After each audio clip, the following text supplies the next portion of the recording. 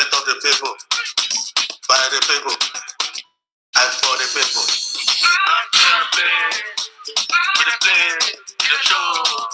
The book of Exodus, chapter 10, verse 9.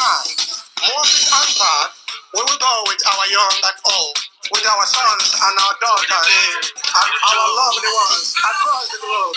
Exodus is Biafra, you know.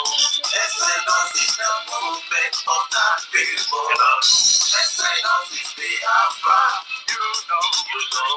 Exodus is the movement of the people. I never know, never tell. This is the way I'm living in. I say never know, never tell. This is the way I'm living in. I can't live my dead man, we not know. I put every record straight right now. What is written, people of God. It is God wishes that we come together all over the world. It is God wishes. It is God wishes that we come together all over the world. It is God wishes. The movement of the people, by the people, and for the people. And we are marching on the movement of the people with peace and love and unity. So tell me now, what you looking for? So tell me now, what you looking for? Let me know your mind. Let's roll our hearts together. Cause together we'll stand one family. Exodus is Biafra, you know. Exodus is the movement of the people. Exodus is Biafra, you know. Exodus is the movement of the people. Exodus is Biafra, you know. Exodus is the movement of the people. I don't know what you know, what I know, you don't know. It's like a this, it's like a that. I'm getting my faith stronger.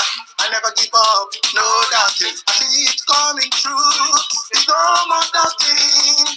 What you believe, we work for you. What you desire, take your result. No more doubting. What you believe, we work for you. What you desire, take your result. No more doubting. No more doubting. No more doubting. Exodus is Biafra, you know. Exodus is the movement of the people. Exodus is Biafra, you know. Exodus is the movement of the people. Cornerstone on the beat.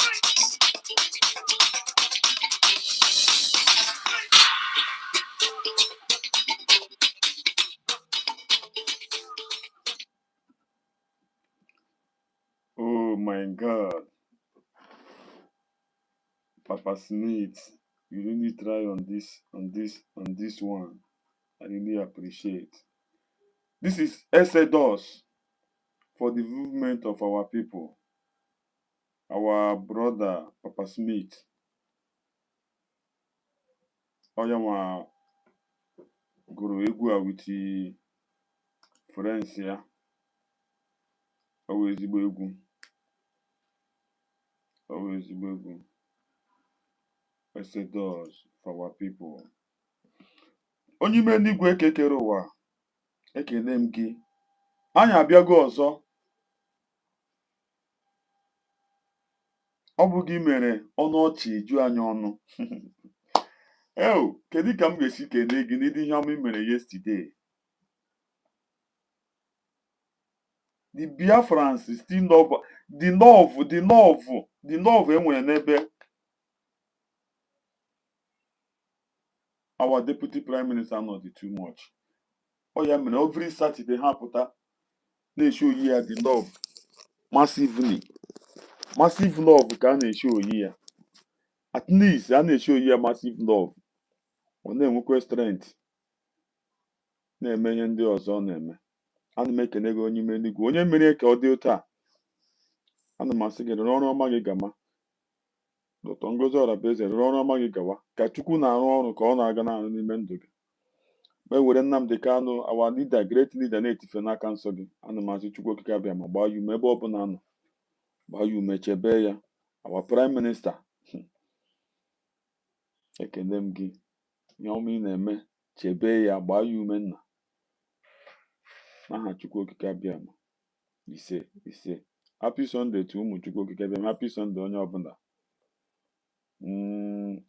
Abịara m ọsịsọ because unu mata Sunday ụfọdụ ndị ya aga chọọchị, ndị na-aga chọọchị ama m na ụfọdụ ndị ga-aga chọọchị na ndị na-aga chọọchị. So ọya mere m ji bịa ọsịsọ sị ka eme ya ka anyị si emekwu ya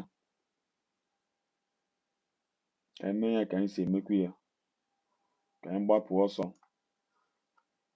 Ụmụ Chukwu anyị nwe mmeri, anyị emerigo ụmụ Chukwu nwe mmeri. Ọ bụrụ ka mmeri anyị emeri, click the like button, share. That is what you can offer. I don't ask you for money. What I ask you, click the like button and share. Click the like button and share. Ma ọ masị gị but ọ ga-amasịrịrị gị. Click the like button and share. Enwe onye gasị ihe ọma na-adị ya mma. Chai. Ụmụ Biafra, enwere ihe m furu yesterday. Akwụnụ m amụ na ihe ụwa there is something, if something is not in you, ma ihe anọghị n'ime gị, ihe ọbụla i mere nnọọ imebekweni ya nnọọ ihe na-eme n'efu. If something is not in you, gị ihe ọbụla ị na-eme nnọọ gị na-eme ya ọ na-aga n'efu. Believe me, you cannot force something to come out in you. Enwe ihe a na-asị na this thing will inbuild no in you. Abịakwa m ekwukwu ya ekwu, m were example ma say unu watch ya our great leader Maazị Nnamdi Kanu. Ọ pụta na even awụdị na ọ pụta every time ka ndị mmadụ na-achọ ka ha n'olu ya because ihe na-eshi ya n'ọ na-apụta ọwụ ogbunigwe.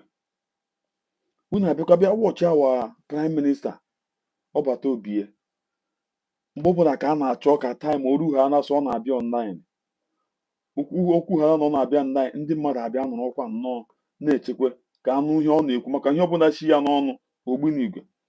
If otu o si ekwu okwu gosiri gị na this one wụ a true leader maka ọ na-awụ inbuild. Ma ewerekwa onwe m as example kwa maka nwanne ma ịkpọ ha na onwe gị na ihe imege na onwe ezinụlọ isi na ma ewere onwe m as example, ma ewere mụnwa na onwe m mpụta here kwuo okwu unu hafụ people na-abịa na like ihe m na-eme. Click the like button. Ndị mmadụ na-abịa na like ihe m na-eme. You can never force yourself for what you know that is not your calling. Ọwụghị calling gị. Ama ihe m kwo na-ekwu ihe a and then na mabịa wetara unu ihe m kwo na-ekwu ihe a ka unu compare ya. Ọ dị in form of mgbe a na-asị unu you cannot ever stop ideology. All the kind of thing now. When someone tell you ideology, you can never stop it. But some of us don't know. Some know, but they will keep trying to stop it, but it's not easy. You can never stop ideology. When you hear something like that, you know that it's reason. Unu bịa compare ya. Unu amana. So na here awụ eziokwu. Ideology ana stop ya stop. Ideology is something that you can never stop. Again, enwere ihe m fụrụ. That guy is na ọwụ ọsị hitokwa. Hi. Egechara m that video aha anya mmiri agbawa m n'anya. Ma na-ajụ si nna ya si ma asị ya oge kere ha bịa zụọ all these men on ground a ha hapụ ọrụ ha kwesịrị na-arụ dama na ahapụtara bụ eme vidio ahụ si ndị ọsị hite ụkwa si onye ọbụla misiri ịbịa ahịa na Mọnde na onye ahụ ya ọpụtakwana na Satọde. Ai, afụrụ m dat anya mmiri agba m n'anya mebe wee sị ọbata obi ọbata obi ọ hụrụ mgbe ọ nọ before know it ọ na-ewesti time before know it onye kwuru ihe ahụ o were n'ala wee zere mmiri itin gbara ara I swear mgbe na-asị ọ hụrụ mgbawa prime minista na ya even onye ididi ikwu okwu jụọ onye gara n'ime ahịa aha ga na-edistọbụ our women our mothers ga na-edistọbụ ha sị onye ka ịpụtara ahịa hai na onye ke na-apụta ha ahịa na Mọnde na Tuesday ya ọpụtakwana na o mechie final ma bụ na-asị onye a ọwụ tenudo atara ya na ya ọwa ọkụgharị ya Senudo atara ya na ya ọwa ọkụgharị ya Peter Mba atara ya na ya ọwa ọkụgharị ya then ọwụrụ ọdịnarị mmadụ na-adị onye mma ya nobody know this man. I don't know this man from Adam. Ya ọpụta nọ n'ime ahịa ngwa ndị nne anyị ha nọ na-azụga ahịa gwa ha sị Mọnde onye ke na-apụtaghị na Mọnde na Tuesday ru ha na ya ọpụtakwana chai ụmụ Chukwu Okike Abiama afụrụ m ya ha mebe si chai ọbata obi sọwụrụ mgbe ịnụ ya nọnsensị ka a ga-eme sọwụrụ mgbe ịnụ ya nọnsensị ka can never happen.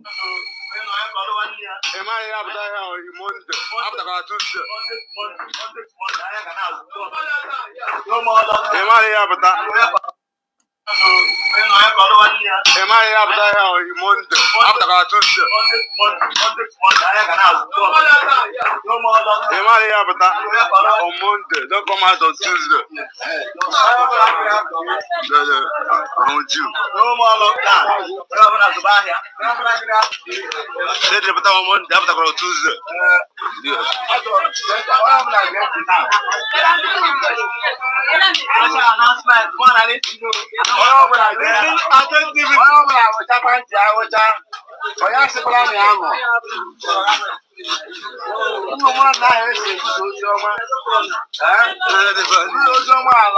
Tuesday. No more lockdown.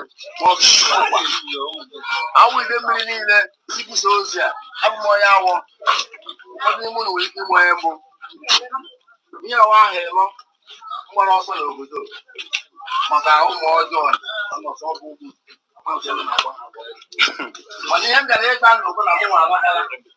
Ihe mere na onye a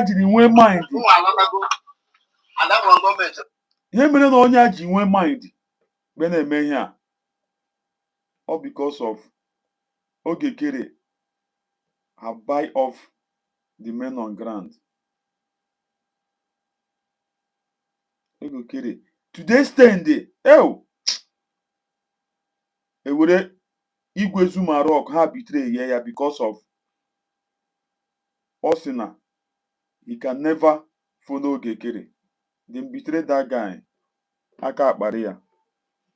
Igwe Zuma Rock gentle na yo na respect mgbe ọbụla unu hụrụ gentle na-abịa yo na-epere ezi ndị boss ya.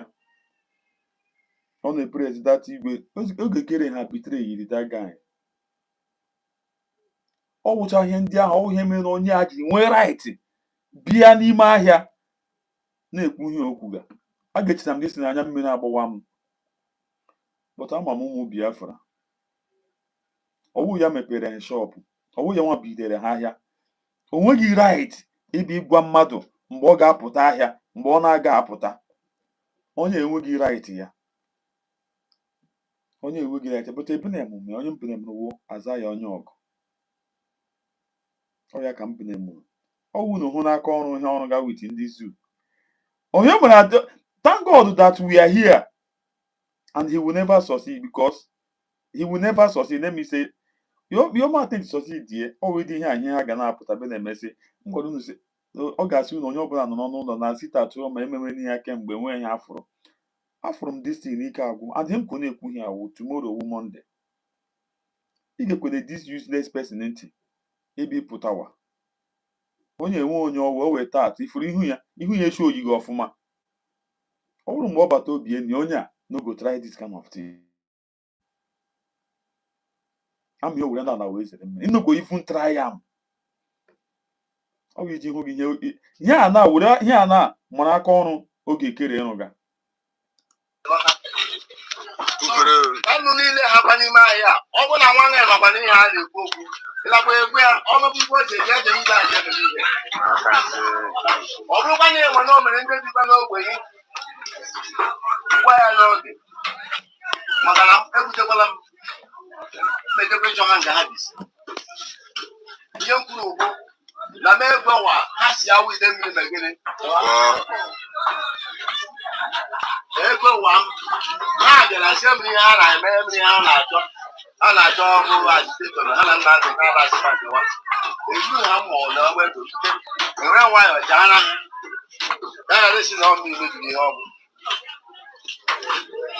n'ime na-achara na ha ewepụba aka azụ were na-ele ha ekwu na egbe ihe a ha na-eje na ọja aga asị ọ gara isi mmadụ achara ha ihe awa ahụ nọ n'ise iji chere ha n'obodo nna ome ihe nwụrụ ha na-eme karịkwa ịbịa na-ebukwosi mgbomgbo niile ụmụnne m dọbasịcha n'ụlọ nke gbusisi ụmụnne mmadụ na-atapụsi niile ọwara ihe nji ekwu ihe a bụ alọtakwala m alọta na-ewere ala ahụ nke mmiri ala nna m ọ bụ ahụ onye Ebonyi steeti ibe ebe nna m ya chụpụ m na-egbusisi ụmụnne na-akpakọsị ụmụnne na-akpalada ha onye Ebonyi steeti ọ gbaga afa akọwa Prime Minister Simon Ekpa. Who is the cause of all this nonsense? Azaya anyaogu, Soni Akparawa, Vam. Who is the cause of all this nonsense? Azaya anyaogu. Our Prime Minister Nia, you can never see this kind of man. Even if when you see how he talks, or hide the iruya, or talk when he wanna hide iruya, he did not show his face. Who is the cause of these things? Azaya anyaogu, aka Ogekere. Is the cause of all this nonsense.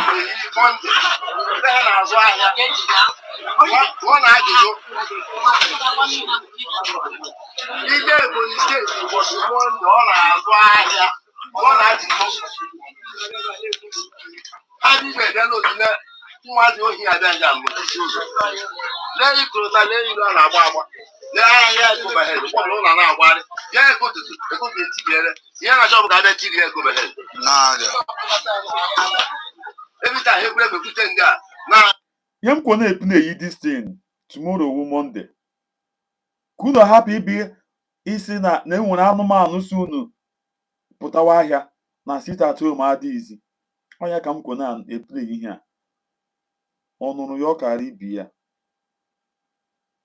Asị izi na anụ ihe na-eso ụzọ ana n'ime. Onye a iwu ọchọ hide gị ihu ya, he did not show his face. Make una don't listen to this person. And unu ma ihe mere ndị Biafra aja anọga n'ụlọ because of ofu onye nwere ndụ ya tụọ aja n'isi ndị Biafra. Onye gewe anụmanụ a and a useless person na-apụtara anụ. Ihe ndị Ogekere recruit ga again after on the remain on ground. Ị na-anụ ha na-ekwu men on ground, men on ground. Did you see anything ọ pụtara ịdị ime? Oh, now this thing now with the to come and stop sit at home. And they have started, but it will never work for them. Him kone epine yi here, Monday. Ke ya baby ka enwekwara anụmanụ si gị ịbịakwa keke. Nothing like sit at home. And nothing like I can surrender sit at home. Sit at home remains. And nobody can stop it until they free our leader. Maazị Nnamdi Kanu. Oya ga-akwụsị the sit at home. Ihe onye amega, ebine emume ya, onye mpine emụrụ the useless Ogekere Azaya anyaogu. He's the root of all these things. mana nke mbute n'ime ahịa ha bute bịa azụọ.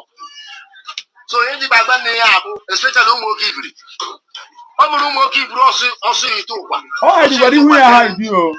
Ọ mụrụ ụmụ oke ibiri ọsụ ite ụkwa ụmụazị a na-enye ego. Onye mpa na-aga ịnwụ taa na-eji akwa onye mpa na-aga ịnwụ taa na echi.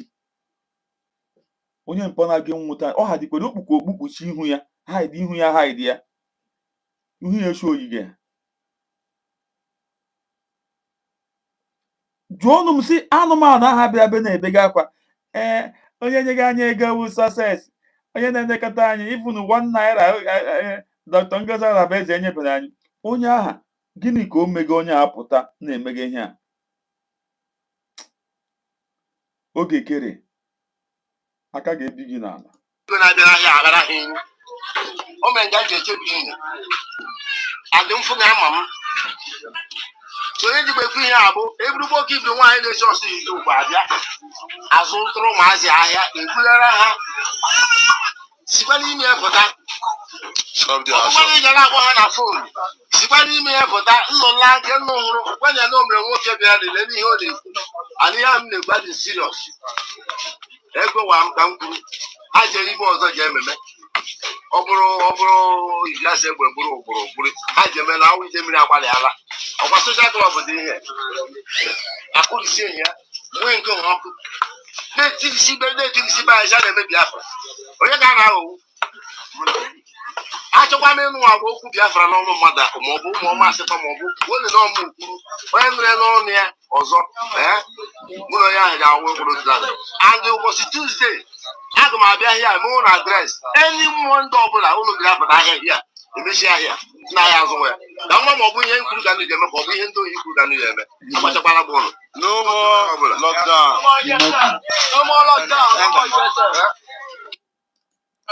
Imagine onye a na-agwa gị this person now o ji okpu kpuchi iru ya his face na-esho ya iji unu wee hụ ihe ha na-agwa gị na Ogekere ịrụga ọ ya nwa dị here. This is the root of what Ogekere is doing. Ya awụ ihe ahụ Ogekere ịrụga ọ ya nwa dị here.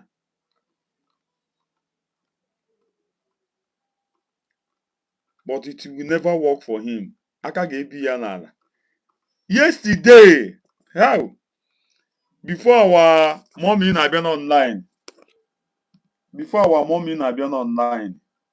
Nwaanyị ka nwaanyị. Ogekere amara na-apụta online. Ifu ihe a na-agwa gị. Ọ na-afụ ọsụ onwe ya. Ifu nga ọ na-afụ ọsụ. Adị ka ha gwa ịma o nwere otu esi na-etere eni ya. Abịa na ọ na-agazi nụ ya ọṅụcha ma mmanye secha ma ihe osise. Yọpụta like this. Ọ ga-eche ma nọ na ọ na-eji nje. Ihe niile o mege nnọọ ọ maha gị. Enwere ihe a na-asị na it is in you inbuilt. But inweghị ya, you don't have it. That is one thing this young man don't know. All ihe the young man na-amaghị. The young man amaghị that is not in him, and you can never force yourself to bring it out. Or not in you, and you can never force yourself to bring it out. Onye ọ na-amaghị. Mgbe m nọ na-eche aka ekpuchi ọnwa Dr. Ngozi Arabaeze, Deputy Prime Minister, United States of Biafra. Anọ m na-echi ya yesterday ka ọ pụta. Anụmanụ efere fakapụta online. Ọ na-afụ ọsọ enwebụ otu ọ na-esibe fọsụ ode onwe ya ma adreesị na ma ihe niile o dịrị echiche ndụ dịrị ala aboki iwe aboki. Ọ dị mfụ ma foto m dị na ndị ọsọ gị na wọdropu na ntighara ahịa n'ahụ nleghara onwe m anya ọ na-efe iti m.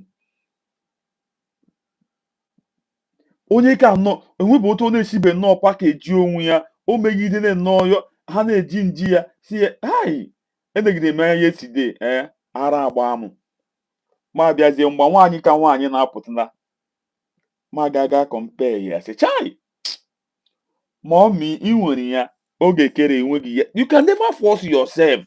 Ọwụ ihe a na-afọsụ afọsụ.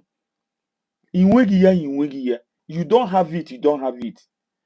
ihe otu o si na-eji nja ya otu mgbe onye ahụ ị hụrụ the spirit of Biafra nọ n'ime ya pụtara kwuo okwu unu ga-afụ ihe dị iche mara ihe nkwuge all of you fighting on to see that Biafra is fully. Then unu abịa fụ otu awa mommy aka ekpuchi ọnwa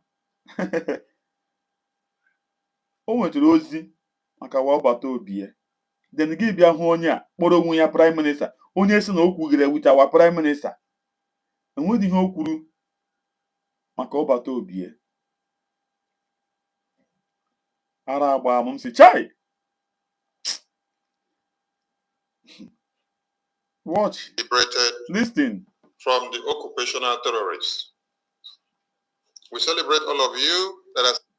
Ifu otu so na akparawa ọ na-adị ya nnọọ ka ọ wụrụ ya nwa ji prime minister but ọ dịghị ya possible because ya nwa did small out speaking more than the guy.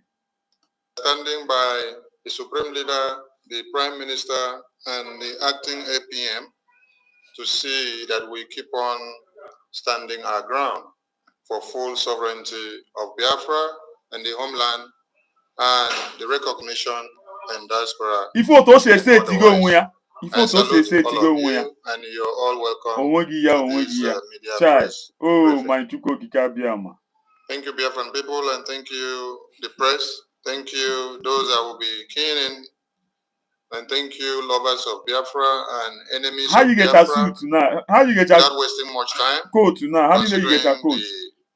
The programs on our table, we bring the APM to the screen as he addresses the Biafran people. APM, over to you on this emergency media press briefing. From here. Thank you, Honorable Sonny Abarawa and the entire media team. And Biafrans at large. My fellow Biafrans, I still remain your humble acting Prime Minister, Ogechukwu, nkere. I want to bring to you a message of hope, a message of perseverance, and an assurance that we Biafrans we will overcome. It is regrettable that the UK and EU, instead of aligning with the forces of freedom, have chosen to align with the forces of oppression. Anụmanụ agụgaghị agụga o. Anụmanụ agụgaghị okwu ga-agụga. Anụmanụ agụgaghị agụga. He reading it. Ọ skit so na akparawa deri edere. Ara agbala so na akparawa. Ọ brush gidi na anụmanụ na brush gidi enwe onye ọ na brush te ya. Ọgụga this thing na agụga. Ọgụga ya agụga. It is difficult to understand why the nations of the world that profess human rights would align with forces against human rights. But understanding the imperatives of economic exploitation would be helpful. The Biafran region is the only place in the world where people don't own what they have. Mineral resources in Biafra land and under the control of non-Biafrans. And the UK and EU appear more comfortable gaining access to these resources through the agent. Anụmanụ agụgaghị agụga. Anụmanụ agụgaghị agụga. I nweghị ya. You can never force yourself. Iwepụta ya n'ime gị. Ọ na-anọ n'ime, ọ imbued. Yeah, anụmanụ agụga, very simple something. No rude. Even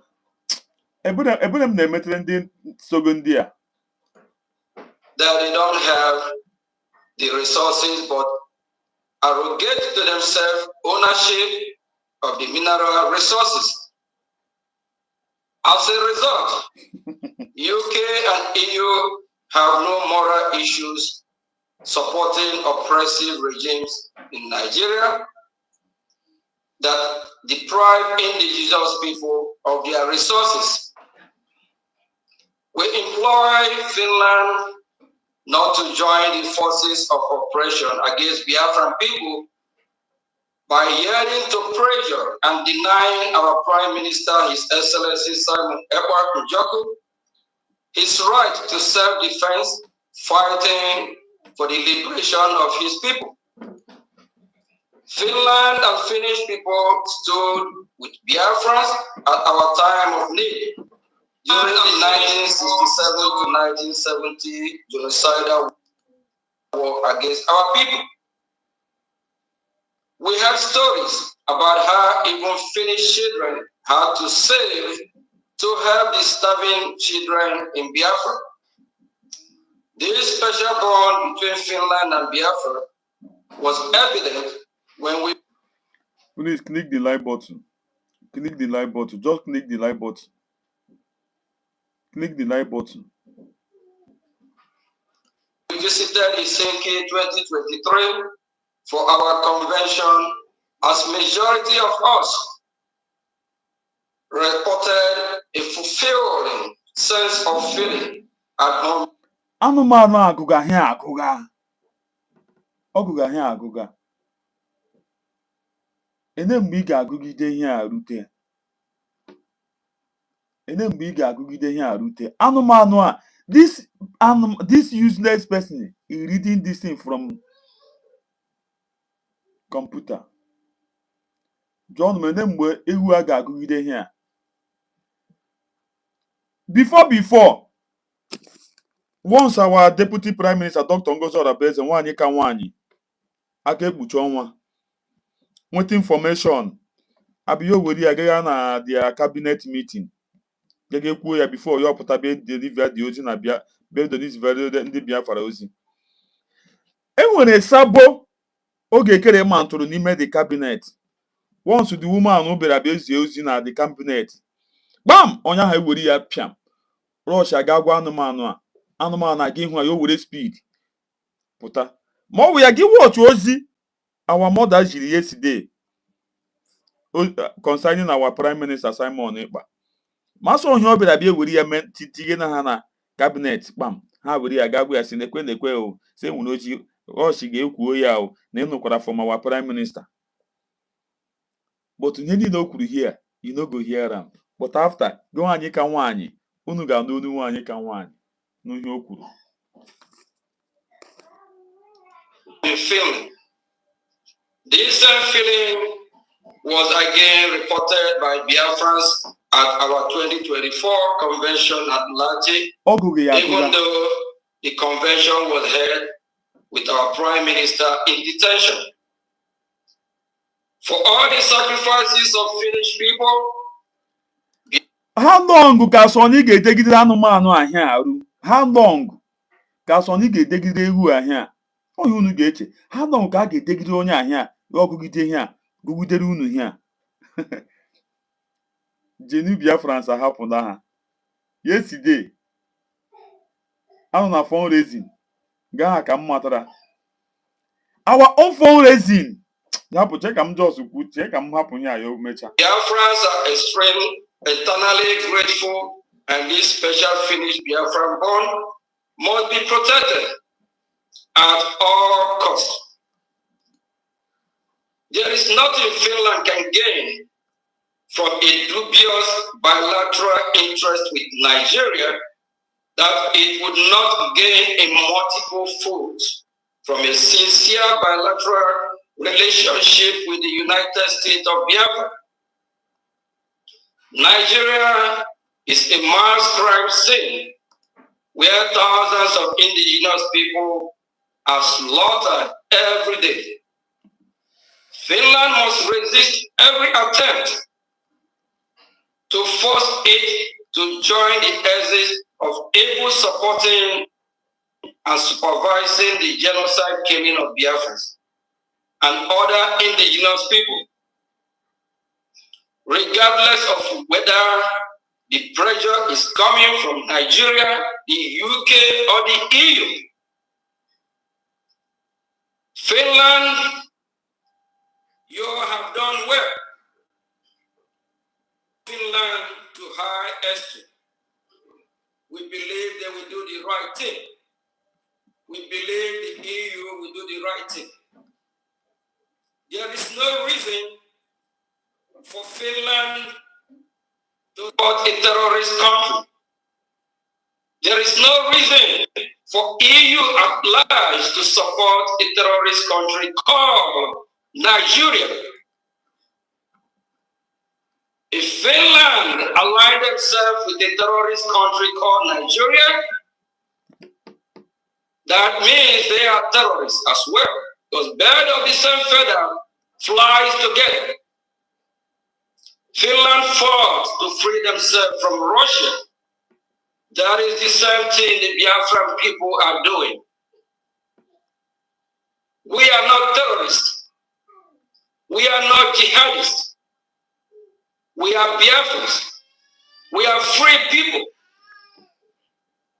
In recent years and weeks, especially this week, the Nigerian state has massacred a lot of Biafrans.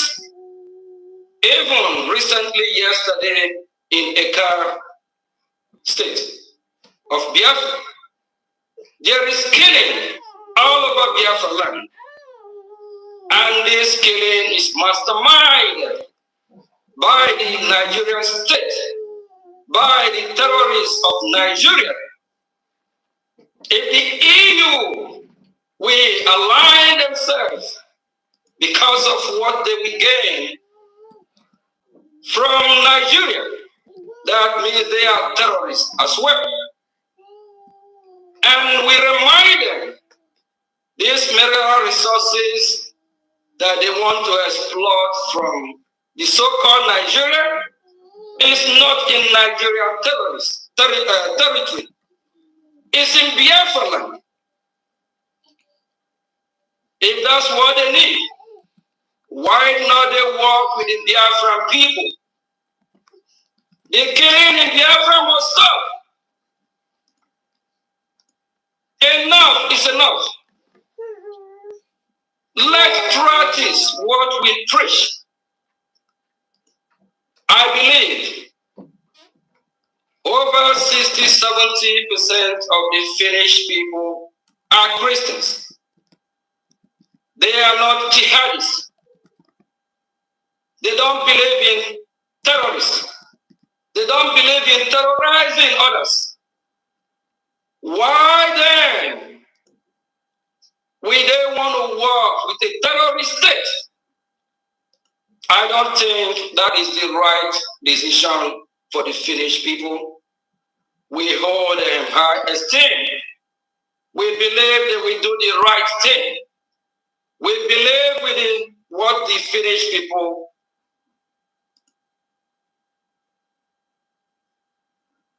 we do.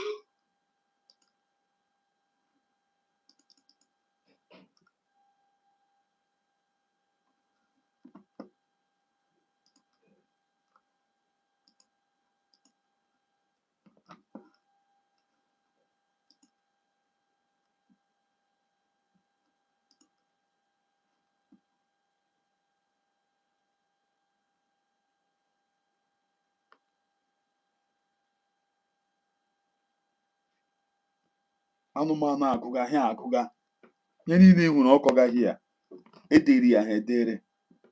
Always leader. Always somebody that says he want to become a acting prime minister. Ihe ọkụga edere ya ha edere. Very disgrace somebody. Edere ya ha edere. Chai. I'm opportune as well to be in Finland 2023 and 2024. Is where you disgrace yourself. At Helsinki, 2023, I made a video of myself praising, singing praises to the Finnish authority, to the Finnish people, and how hospitality they are. What changes? Don't let the demon enter you. Finlanders, we love you all so much for the empire you have played during the 1967 to 1970, to remember the dying children of Biafra, to have it in your heart. You taught your children at school, when they eat, they should remember that Biafran children have been starved to death. What changes? Finland should remember they fought to free themselves from Russia. How will Finland feel if Russia will come and invade Finland again and occupy their territory? I believe they will fight again. They will fight again. They will fight to free themselves. Now the Biafran people are fighting to free themselves. Now that we are fighting, just like you did, why not support the Biafran people? The bond between Finland and Biafra must be protected. We believe they will do the right thing. EU, your land has been terrorized by extreme jihadists. We see all over the news, in Paris, in UK, in London, in Germany, in Hamburg, everywhere. Jihadists terrorizing your territory, your land, burning, fighting on the street, destroying everything you have, trying to Islamize you as well. Why are you supporting the jihadist terrorists? Why are you supporting the oppressors? But in your land, you don't want to be oppressed. We Biafran people, we reject Islamist jihadists. We reject to be Islamized. We reject Sharia law. We are free people. We are not promoting Muhammad or how his soul will rest in peace. He has caused a lot of damage to us. He has caused damage that the Islamic jihadist terrorist state and its people call us infidels. We are not infidels. We are in our own land fighting for our survival. Finland can be retake and do the right thing. EU do the right thing. And for fellow Biafrans, it's time for us to wake up, rise up, do the needful. Eka people, rise up. Biafrans, if you rise up now, when you rise up now, is this kind of person that you want to rise up for?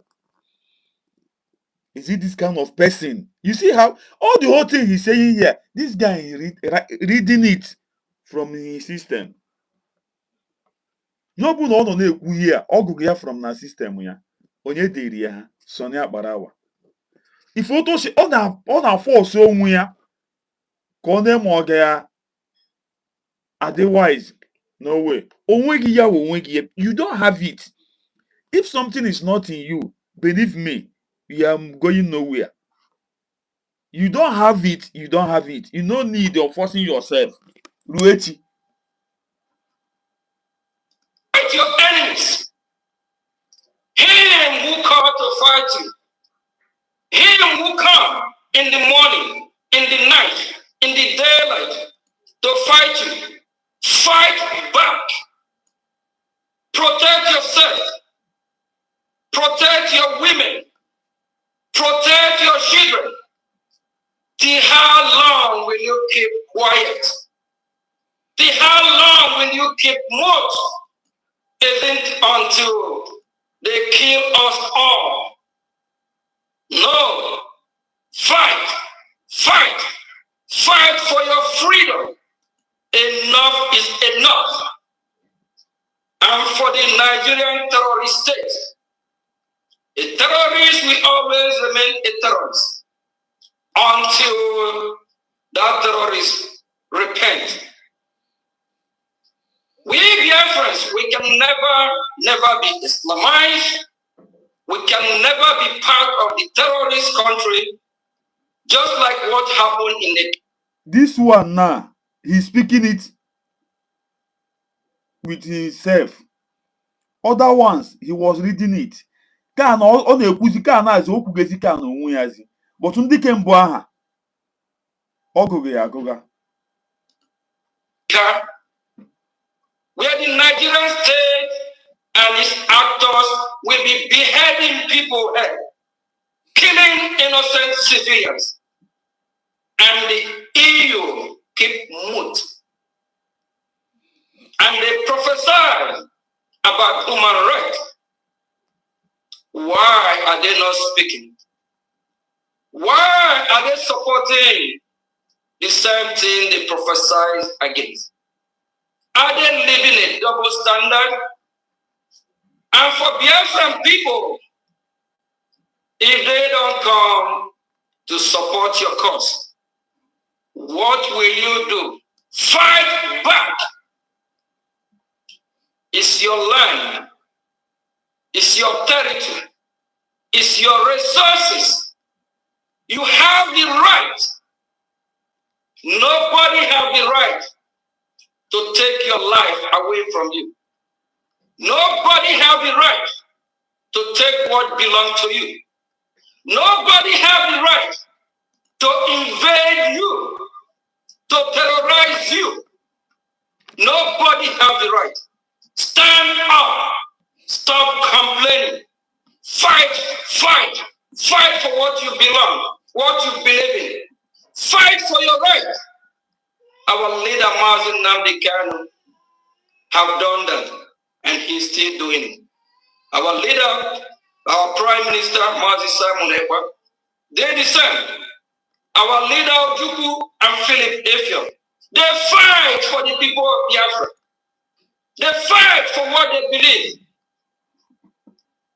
Time to stop complaining is over. We have redeclared Biafra, and it's time we defend Biafra. Do whatever you can to defend your land. If the West reject us, I was surprised that he believed that we declare Biafra. I was surprised. I thought that he said he's not, the Biafra have not declared, that he's still in exile. I was surprised. I'm not coming no mama declare yana Biafra. I'm not coming. No to say kugoku. And where did he go? And where did he did there's no to say kugoku? What did he na bomara? Tell the keme chama but I don't know one you can one. Your base use it. Iji gwagi onye si na our prime minister ya na ya kwurukwuo. And where those young know from him. Everything about this guy fake. No to she now force on ya ka ọ na-ekwu okwu. Or dig and has your prime minister, acting prime minister, come, you shout, you ginger. People used to like ginger. You see how Dr. Ngozi is gingering. Reject us. We will not reject ourselves. If the West refuse to do the right thing, we will not refuse to do the right thing. We will do what is right. We will do just what is right. We will fight till one man standing, if that's what it is. Biafra land must be protected. Biafra land must be protected. Onyoshi. From the rural area to the city. Onyoshi, criminal. All this thing he said, he just saying it. Look at the man I played. Look at the man who played it before. Who is the cause of that in Ogekere? How can that man come out inside market? Now one thing na no onye ke na put na Monday. No Tuesday or Who is the cause? onye wu the cause of the thing oge kere onye nu ihe okwu others na-ekwu ya na-deceive onwe ya. People would think that this guy he come to spoil everything, body sit at home. Don't listen to onye gekwe the auntie. I just they play you this thing make una know say this guy all confirm on you oshi. To the counties. Are there no more Biafrans in Biafra land? Are there no more men in Biafra land? Stand up. Fight for who you are. Fight for what you believe. We are not giving up. And we are not promoting Islamism in our land because we are not Muslims. We are predominantly Christians and Jewish and tradition worshippers. Muhammad sent a clear message to the terrorist jihadists to kill and behead those that don't worship their God. We are not here to tell you may his soul rest in peace. Rather the opposite way. Too many Biafrans have been killed by the ideology of the teaching of killing the infidels, killing those that don't worship their God. If I don't worship your God, is that the reason why you should kill me? We're supposed to be free people. We're supposed to be free born in our own land. Finland, we believe in you. With joy, 2023, I'm at Helsinki airport. I made a video of myself praising the Finnish authority and the Finnish people. I keep quoting here before. I keep quoting here before. I keep quoting here before. Must you repeat it? You don't have anything to offer. You don't have anything to offer. You are a dead fish that cannot swim in the pot of soup. A condemned milk you can never use and drink a cup of tea.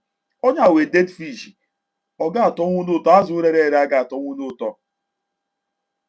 Baby, bring out that fish from fridge.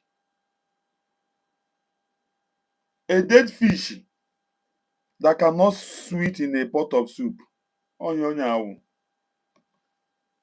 You have said it before, you made a video. And when you're nothing. One, they are not terrorists. One, they are law-abiding country, or you call it citizens. 2, 3, secondly, they are hospitality. There's no way you can measure it. We believe they will do the right thing, no matter the pressure.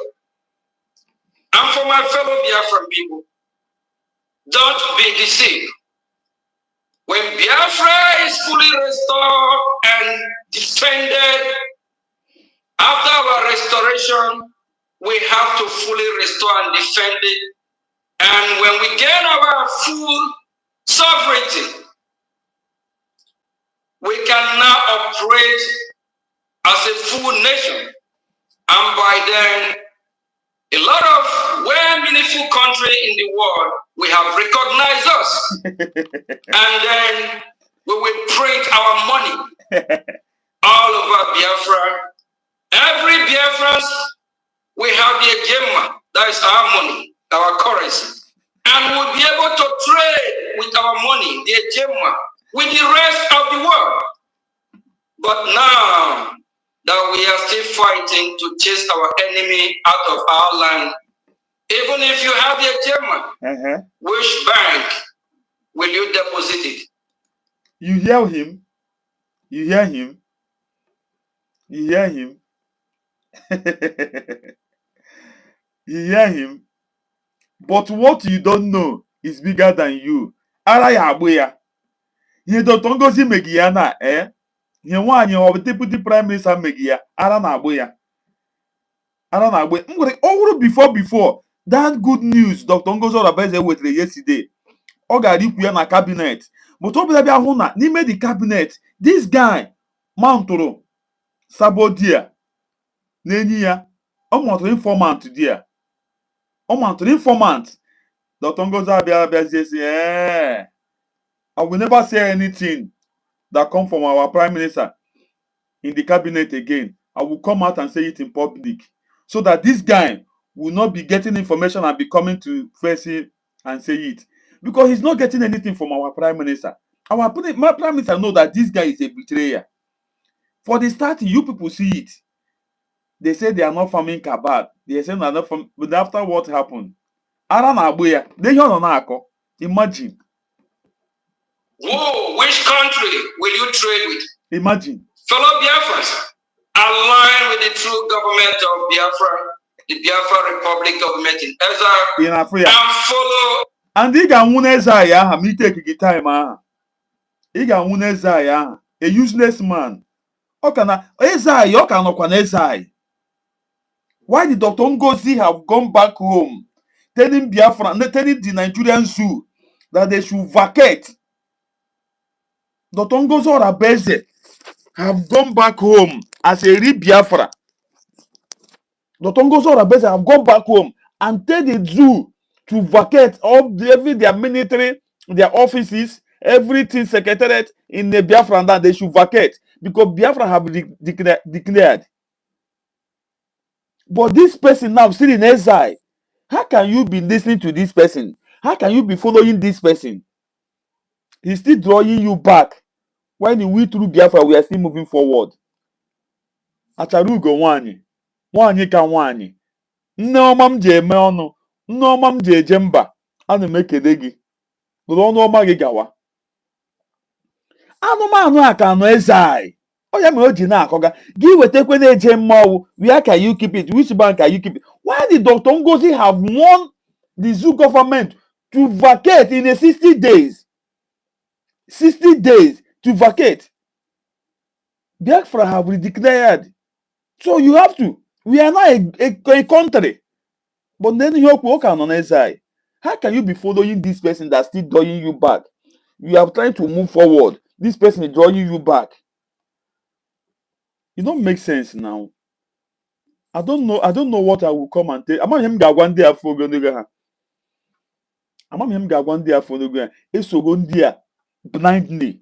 A blind man. Then they lead you. Okay, maybe then the tigunu na gota.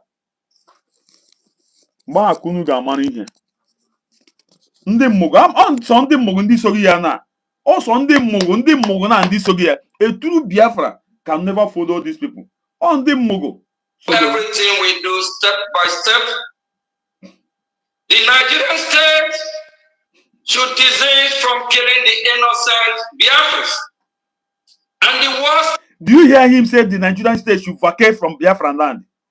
You did not hear him that because he's still in exile.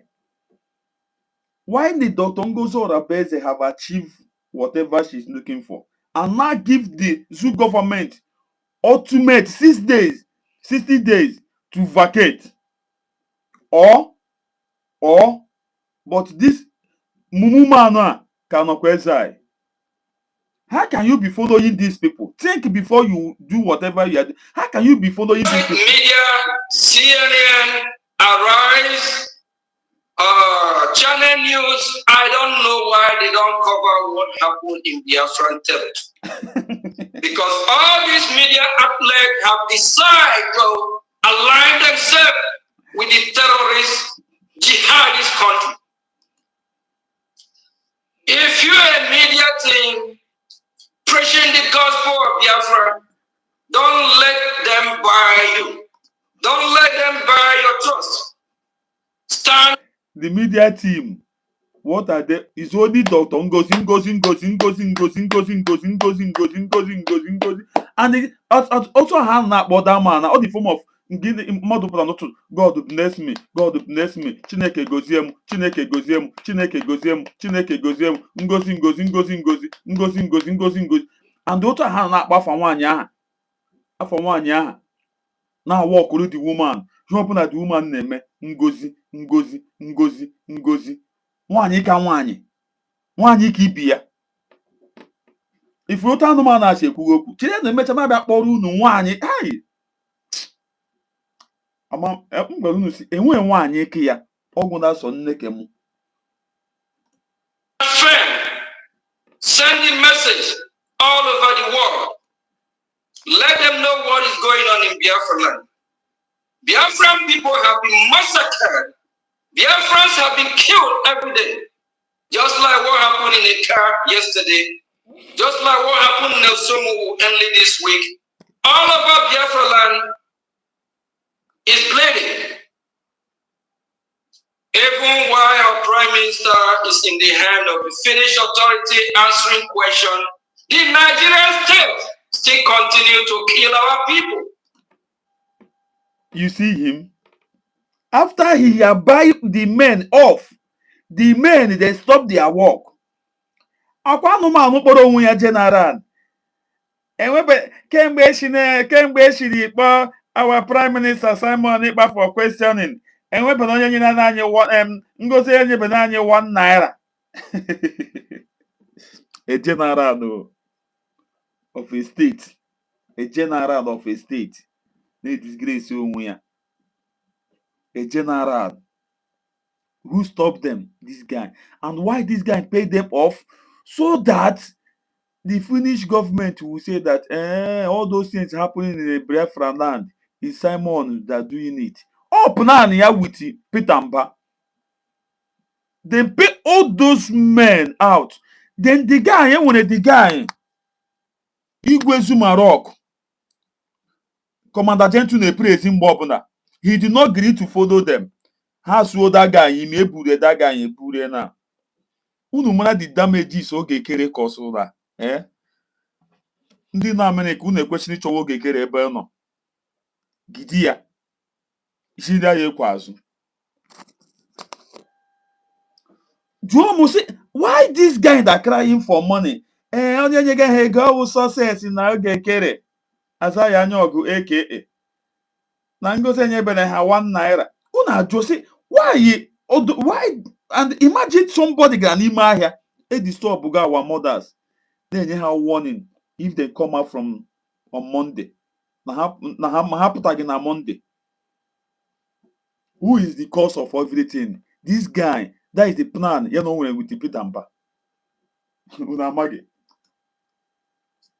question the EU should be asking and the Finnish authorities should be asking, who is this that are still killing the Biafrans?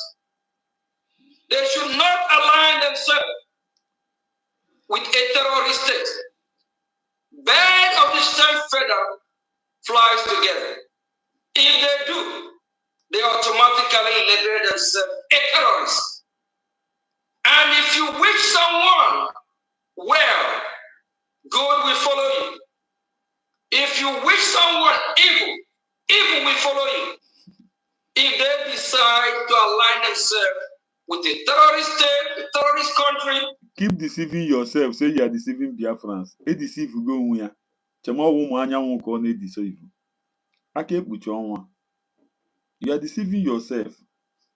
You don't have it. You don't have it. And you can never force yourself to bring it out. Onwegi ya. Onwe ihe a na-agwa gị. Onwegi ya. The ihe ha na-agwa gị with the spirit of Biafra is not in him. He don't have it. Onwegi ya. Their land will be terrorized. Ọkwa anụmanụ nọ here na-agụga ihe edere since yo. Mgbe ọ na-ewepụ n'anya na kọmputa na ịhụnanya ọ na-abazi. A skit maker. Ara agbala Soni Akparawa. Ihe Soni Akparawa na brush onye every time, man. Ọ na brush every time. Ọ na brush ya every time. If you don't make a U-turn and choose the right path and do the right things, if you will be Islamized, jihad. Instead, onye ga-awụ my leader, ọka mma na m just close on my phone. Or match onye ọzọ ga na-eme. I cannot come out again say I want to do this person. I will never. Everything about him na atụra. Everything about him the boy. Even ara agbala ndị so gị yourself. Ara agbala ha. Ara agbala ha. Will run over you, just like recent days and weeks and years. Every state in EU, every city, you see the extremist jihadists terrorizing them. Is that what you want? Fellow Biafrans, thank you. Long live our Supreme Leader, Mazin Nnamdi Kanu.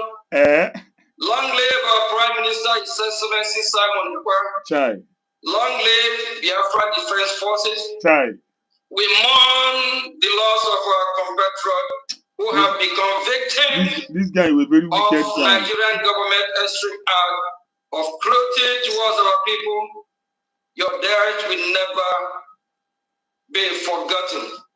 Long live the United States of Biafra. Long live the United States of America. Thank you. This guy was very wicked guy. This guy, I know what I'm saying. This guy was very wicked guy. The Igwezu Maroc did not follow them. Ha so yimi. Eburu that Igwezu Maroc. Eburu ya. Ka anyị ga-enu nwaanyị ka nwaanyị. Adam Jemono. Heo. Achalugo nwaanyị ọma. The voice of the voiceless. Ọkifuru okwu okwuru. Ọ nọ na Amerịka na-ekwu okwu. Ihe ọ nọ na-eme. Chai. Ka anyị ga-enu ntị. I'm also happy. Biafrans are also happy that Nigeria recognized that my humble self, Dr. Orogweze, is the Deputy Prime Minister, the second in command to His Excellency Prime Minister Simon Ekpa. All the Nigerian newspapers, all the Nigerian. It's in him, it's in her.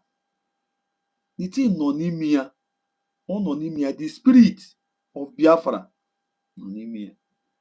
If you voice here, you see how I'm smiling. That guy just know everything about him, the dull, the boring. Get on to. Leadership recognizes that. I don't know who you are to think otherwise. So you can continue to operate in the black market. But at the end of the day, you will know that the leadership of the United States of Biafra, Obatobia has laid the structure from day one, and nobody can tamper with that. Nobody. We are ready to work with everyone. But we have only one government. One government. And we must ensure we have discipline in our government. One government. And that discipline goes to my humble self. Did you hear them? I also want to use this opportunity to let Biafrans know that our attorney Levy was able to communicate with His Excellency yesterday. In Anuya, do you see it now? But ask yourself, that guy, anyaogu, did you hear him say something like this? The security, the saboteur, none of the cabinet in the Korea. This woman, I stop on there. He can never come to that cabinet again and reveal anything on from our prime minister. She have to come to public and make the announcement and deliver the message. Oh yeah, for that guy, he did not talk something like this. If we hear it, oh yeah,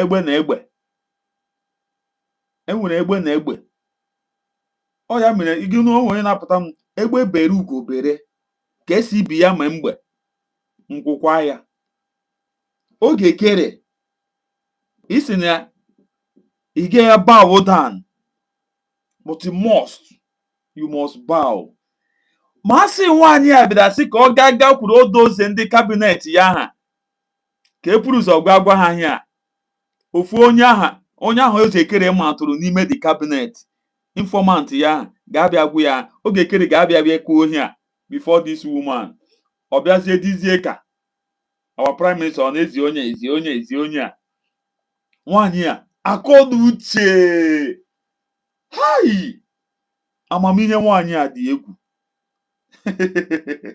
ara gbara oge kere the woman na-take ya ọ na-aware ihe ọbụla ọ na-ajụ who is this woman o mechaa na-agba afa enwebeghị ọ na-emebere otu nwaanyị ka nwoke ọ maka ịhụ na obughị amụ beta ọ ka nwoke ịma vamvam amaghị omege vamvam wee very useless bulldog a very bulldog oke nkịta odenigbo na-agba ihe vamvam wụ ọ maghị ọ mara ihe nwaanyị a bụ ọ ga-esowe ya ifu nwaanyị asị ya ọ nwere ike ịrụrụ ya ụlọ ọ ya arụrụ ya ụlọ because nwaanyị nwere ya vamvam amaghị ya oge ndị animal aza ya anyaogu aka at least before gị sowe mmadụ gị iri tinye ya why onye a ji na-aza gị afọ a you ask question. Oh. Yes. And after that, he sent a message to me. Listen. And he also sent a message I'm going to pass on to you right now. Oh! Oh, glory to God. Glory to God. Oh. Then Prime Minister is still... We were very happy yesterday. Because we will continue to do what we are doing peacefully. If we hear iche, enwere one guy na-asị na ọ ya nwawu denisi ife dị iche ama m mgbada agaghị nọ na-aza afọ aha ma na-eri ya anya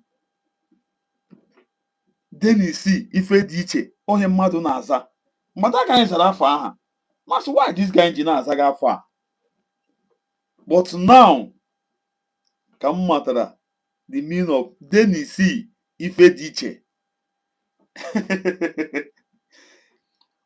mgbe anụmanụ aha nọ na-eme ihe ahụ ọ na-eme enwere any voice ịfụrụ did you see any praise everything about the guy the boring chere achọghị m ka m na just nọ ka anyị nụchago nnu ihe a ọ bata obi ya ọ ma ama na onye oji ihe nne m onye ji gị ji odogwu onye so gị so odogwu continue I stand with you ma ọ wụ gị ma just no forget ga-emewe ihe m na-eme na enwere m ihe mmege n'obodo a you come to defend the mandate at all costs and nothing will stop us.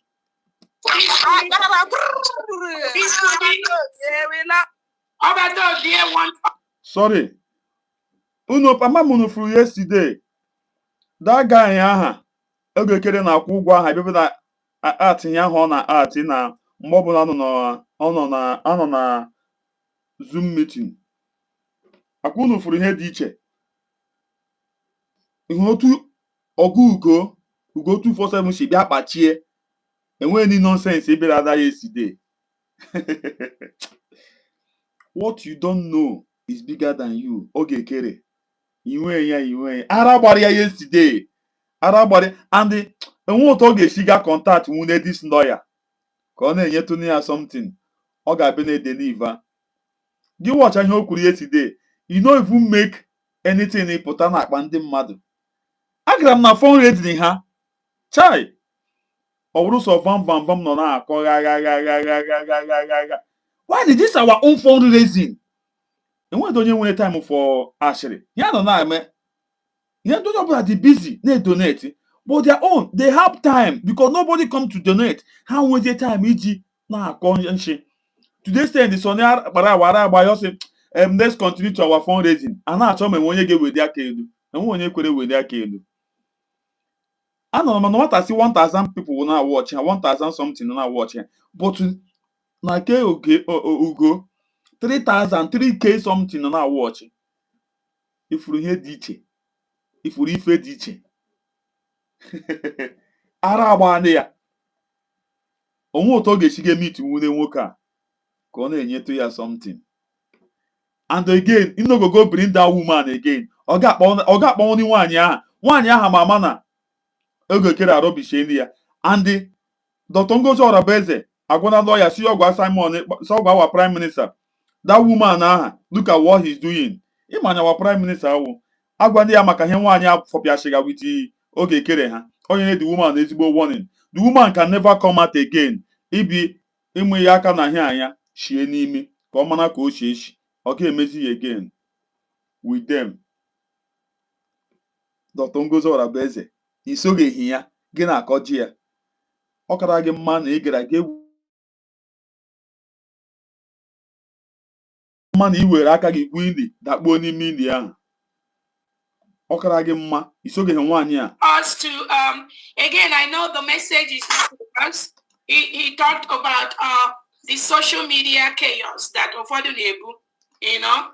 We know that message, we are clear on that message, as all those that are following his footsteps, all those that are guarding our what we do online, all those that are following whatever Obachobi has instructed. What he was doing with us before this incident is what I know we are doing. We are not deviating. We are not changing. But Obachobi sent a message to Attorney Levy that the social media chaos, the social media madness, it should stop. It should stop. It should stop. It's going to call why not social media approval point. Mandina assassinate Hanasi.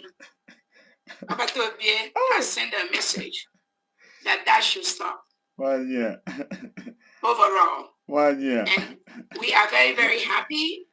Anyị ma ndị na-eme ya. He knows. Oh mama. Mgbe ha nọ na-agwa gị, my prime minister, I'm not in any cabal. I'm not forming in any cabal. I'm not forming in any cabal. Yo na-ele ha anya. Yo na-ele ha anya. Oh ma ndị na-eme ya. He knows.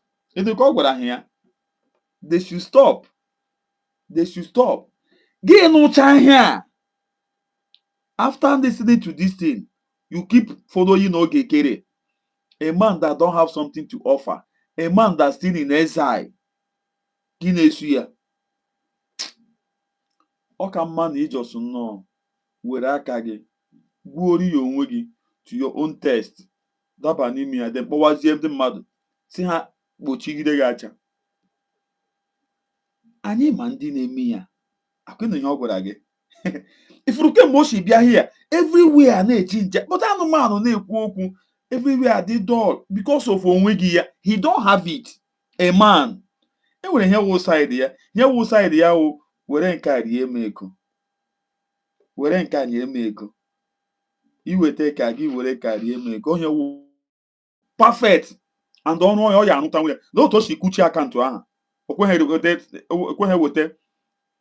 abịa akaụntụ ihunoto onye awụ feed ya ihunoto si be chenjicha paswọọdụ ma ihe niile wee ihe niile kpachie onye awụ feed ya nnapụ anything iwu nnapụ anything iwu guy but ihe ọ na-abịa na force onwe ya na-eme ọwụ feed ya and the organ receive disgrace ike agwụ na ndị na-efu ike agwụ na ndị na-esu ya people are tired of him. If all those men on ground that sogi you deceive, ha ga-emecha ihe 360 ha ga-eshinyata azụ ma anụmanụ aha make sending voice aha na maybe onye nyere ya 1 naira. How? Imagine a kind of person is no a general to our government. Onye aha wu general n'ezai ime oge kere ka nọ n'ezai ịmakwa ya wu general iti mgbara mara mmebi na si onye a na onye nwadege onye akwụghị ihe a enwebe onye ngozi enyebere ha 1 naira owu onye adege ihe niile ahụ edege na Twitter owu onye adege ihe niile edege na Twitter ịmakwa ya wu general. Hi, God forbid, Biafra can never have an animal, an idiot as a general. Never. Never. I don't know. Voice ya here na agbakam. If we anu ka munga anu na eme ihe forage na nne hi ụra nne elekwe nne ha nwanyị a Chineke nna gbagu mechebe gị ọpụpụ na mbata gị ihe ọma ochiche onye iro na-eche n'isi gị Oge emezu cha. Ị ga-ejijegide the post to na ọbata obi apụta gị si were ihe nyere mụ wekwe ihe gị. Hi, this woman. Ama m eme na aza ya onye ọgụ ji na-edistọbụ gị onwe ya. Aza ya anya ọgụ. You don't have it. Ọ nọghị in you. Enwe ihe wu field gị. Nye wu field gị ahụ. Ịma na ya na enidi igwe gị agwa na. Enidi igwe gị agwa. Ịma enidi igwe gị agwa sị gị na-ekwe. Gị ya awụ. Kuchie akaụntụ a. Gbaa mgbe okpuru a. Betray ya ọnya wụ ya gị. What this nonsense you are doing. Shame on these people that following you people. Le vam amaghị ihe o mere onwe ya. Vam a useless mob. Akefuru elete echekwu ihe ahụ. Mgbe ị ga-amata ihe i mere onwe gị, ego ahụ e nyere gị ị ga-erichi ya, and ego before know it ọ ga-agwa unu si na unu ahụ naanị ego adịghịzi na onye na-eweta ezi egozi ọ ga-abịa were ke ndị Naijiria nyere ya o kwesịrị wee chebe onwe abịa were kwụwa akwa unu. Ọ ga-asị unu chọọ wee unu mgbe ahazi ka ị ga-abịazi online is na ya efe isi kpaka nobody go listen to you. You don't know what you do to yourself. This thing when you go regret am ọ bịagwo nso. You get mark my word vam. I know you are watching me. You keep watching me. You are watching me.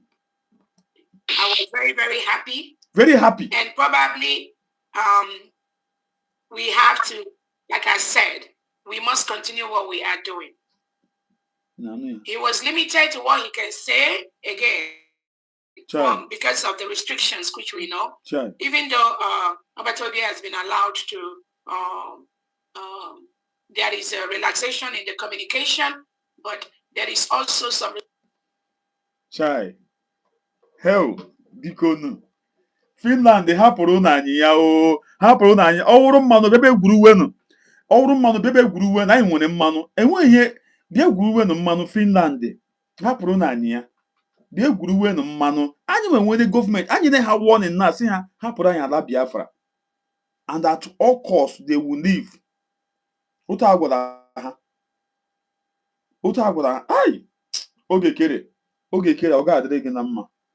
Lekwe all those boys niile arụghị ọrụ ahụ Ogekere azụchala ha zụọ ha because of ego ha hụrụ ego ha ahụbe before. Ọ ya mere anụmanụ aha ji bịa na kemgbe akpọrọ our prime minister for questioning ebe onye nyere ha 1 naira. Idiot. He talked about the social media chaos that ụfọdụ na-ebu, you know. We know that message, we are clear on that message, as all those that are following his footsteps, all those that are guarding our what we do online, all those that are following whatever Obachobi has instructed. What he was doing with us before this incident is what I know we are doing. We are not deviating. We are not changing. But Obachobi sent a message to Anthony Levy that the social media chaos, the social media madness, I am that it should stop. It should stop. It should stop. And then it's going to call why not only to come on social media approval a point. Mandina assassinate Hanasi. About to be Ifuria. You cannot see her started calling people's name. On what time? Do you hear her call Ogekere name? Do you hear her call Sonia Abarawa name? Do you hear her call Vam name? Do you hear her call Betty name? She can never call people's name. Oh, Kunu Weremana has sent a message that should stop. Overall. And we are very, very happy. I was very, very happy. And probably we have to, like I said, we must continue what we are doing. Themselves. He was limited to what he can say because of the restrictions which we know. Even though Abatobi has been allowed to there is a relaxation in the communication, but there is also some restrictions, and all of us here should be. Watch online. In they watch them, in they see them. I tell you people, no na home ga here niile. They see them. Able to know that when you are restricted with all the lies Nigerian government has lied against Sabotage,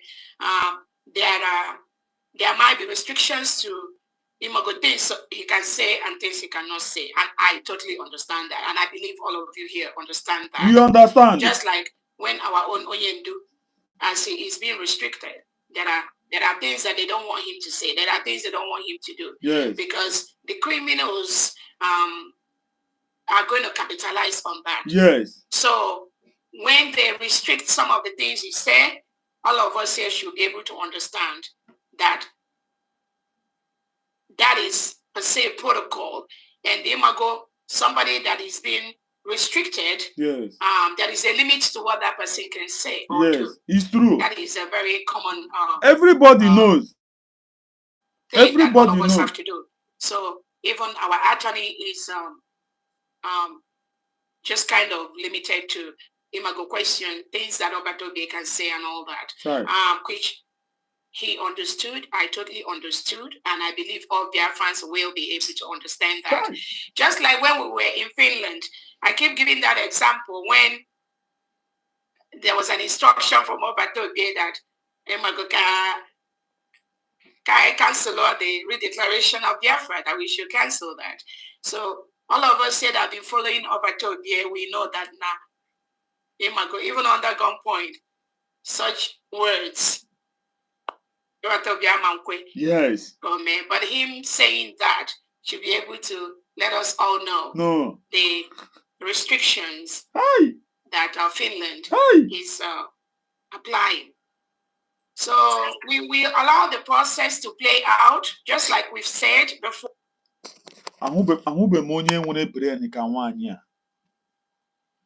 Very smart woman. Again, why he take it okay on our way. I don't know about up to now. I don't know about up to now. I don't know about ya up to now. On his plan, he need mbadi no gbara he no gbara nefu. I don't know about ya. Inu yokuru. Ha tiri our prime minister pressure. Ka ogwa ha ka cancel all the declaration. But ya wan onwe ya. As onye brain owo. You use your brain. Aye. Do you understand what is going there? You understand the point? I believe you people understand. Say they put pressure. Kogwa ha ka cancel all the thing. Oh ya mere nwanyi aji that day kpam. Chai. Ama m idi gift m ga-azụrụ nwanyi a. Ama m idi gift m ga-azụrụ ya. You receive or you may appreciate. Your mom no chetara ya. Your mara na m shi na ala na opi m nye ya the gift. Ama m idi gift m ga-enye ya. Ọ dị ka we ga customize ya diamond.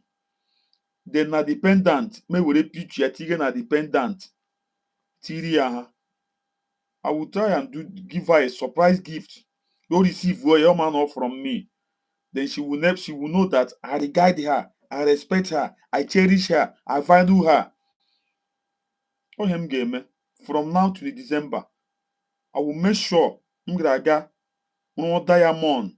And when the guys in them kemba, yes, and when kemba, but with the love, I will make sure from now to December. I will make sure I appreciate her because chai that he said that Obatobe said that the declaration should be cancelled because of all mama that na Obatobe can never say something like that. Mono under gunpoint pressure. No, she said no. Hi. Akonduche Doka Mighty. akọna uche a na-azụ ya n'ahịa oge ekere amaghị ọwụ from because of stubbornness ya ọ ya mere oge ekere eke unu gị dan mme ya enye ezuo ya na-enye ezuo amana m ama m mmadụ o nwere because ọ dịgo ekere dịka o nwere mma abụọ iwe ọchị akpara ma agwụ ya because mmaka amụrụ ya kpọọ ya aza ya anya ọgụ mmaka amụọ ya kpọọ ya aza ya oge ekere mma abụọ ihe mụrụ ya ọ ya mere ihe ime ji hụ ya o ji na-ebi evugo otu obi gị pụta ọ wụrụ ofu nne mụrụ ya iwe ọchị ya brain m gwa gị smartness ọ dị ọwụ ụmụ ihe wayo a ọ ga smartness ya ruru chai this woman chai anya mmiri na-agba m masị ohi obodo si no o yuzighị brain ya ha otu ihe niile mmadụ afọ mmadụ ụtaga abịaka bụ ebido n'isi but ọ si no. I remember that Obata Obie said that even if that maka Nnamdi Kanu can never say that Simon should stop this that Obata Obie said even if in gunpoint that you know that Nnamdi Kanu can say it under pressure or they're pointing that you did it. No, yeah, chai. Nem oga dịrị gị na mma afụfụ niile ịtaga ị ga-eri uru ya, believe me. Or we are going to watch and see how this game is going to end up between Finland, Nigeria, and Biafra. Mm-hmm. That is the bottom line. All of us are watching. We are doing everything possible. And we believe in the not too distant time, Obata Obie is going to join us. Oh. So that is the message I have today from that angle. Oh. Thank you so much. Thank you, ma. When you demonstrate that you are ready to fight for your freedom, they profile you. They call you criminals. They call you terrorists. They call you all manner of names. Oh. The reason for that is to demoralize you. And we must not fall for that. My fellow Biafrans, I call on you this evening. Do not allow the names they call you today to demoralize you. We're remembering what Nigeria did to over 3 million Biafra children through starvation. Yet, the world, as at then, wanted us to move on. 50 years later, after recounting the numbers of Biafrans that died, what should have been avoided, we are all here today for not just a revenge, but to finish what our fathers started. And of course, the most important of it all is to destroy Nigeria, the evil Nigeria entity, to destroy it. Nigeria is a terrorist state, and after destroying it, we will liberate our people through a process that has begun. The liberation of Biafra from Nigeria will restore peace, stability in our region. It will also end the upsurge of terrorists and piracy in the Gulf of Coast of Guinea, and of course beyond. The liberation of Biafra from Nigeria will restore peace and stability. Do not let the corrupt and criminal politicians to deceive you into believing supporting your own freedom is a crime, irrespective of our approach to restoring Biafra. I want to remind all of us, in 1776, the United States separated from the United Kingdom by declaration. Today, they are the world power.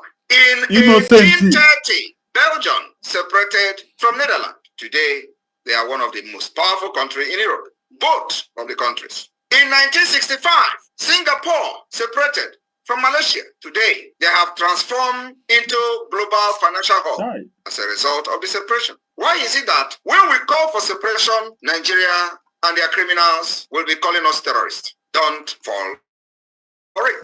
The past separation has led to the upsurge of economic development in the case of India and Pakistan, Norway, Denmark, Switzerland. Each of these separations has led to the Dr. Ngozo Abeze. Chai. Nwanyị ka wepụrụ Biafra na ihe ifere. Nwanyị ka wepụrụ anyị na ihe ifere. Eneghị anyị gara ime today. Eneghị anyị gara ime today. Masị onye ọ ga-aga emenwe ka nwaanyị. Hai! Chineke mee. Imagine. Hey! Hi! You people will not understand me. Nobody will understand me. Nobody will understand me. And then I got him today. Emeka gift to Gary Robishianye. Emeka gift to Gary Robishianye. Norway, Denmark, Switzerland, each of these separation has led to the upsurge of economic and development. Thousands of millions of Biafrans are waiting to hear this voice again. I am number one. Millions of Biafrans are waiting to hear this voice again. I am number one. Onya. In the history of Biafra, this person, the one who made Nigerian government did the power war down. In the history of Biafra, this man is the one who made that is Nigeria agabe stress hagara ka ha shiga na ka onye ka. They never see Arabaraha. They never see. Our leader Nnamdi Kanu did not give them threat the way Onyeka jinye ha. Onyeka mere ha na-ehi ụra. They never see the kind of person in a history after everything. Ihe niile wụọ gbara mgbe ya went successful. Gwanụ m sị, ma asị nwaanyị aha ga-aga emenwe ka Azaya Anyaogu aka. Where were we? And then Gangari not today. Chai. Obatobie. Thousands, millions of Biafran are waiting to hear your voice again. Aguru here basara again agwani. 2002, East Timor separated from Indonesia. In 1921, Ireland separated from the United Kingdom. Ama maybe this Grace Yashi. Ama at least you change Jaffa. You question change Jaffa. Owu Jaffa ko question ji na-eme here. Omokwa the meaning of grace. Omokwa the meaning of grace. Owu gi Jaffa ki question ji. I'm just started seeing this person. It's like a Friday, Saturday. Right? Also from Friday can be there for 1 year. But only a wugi Jaffa ko question ji na-eme here.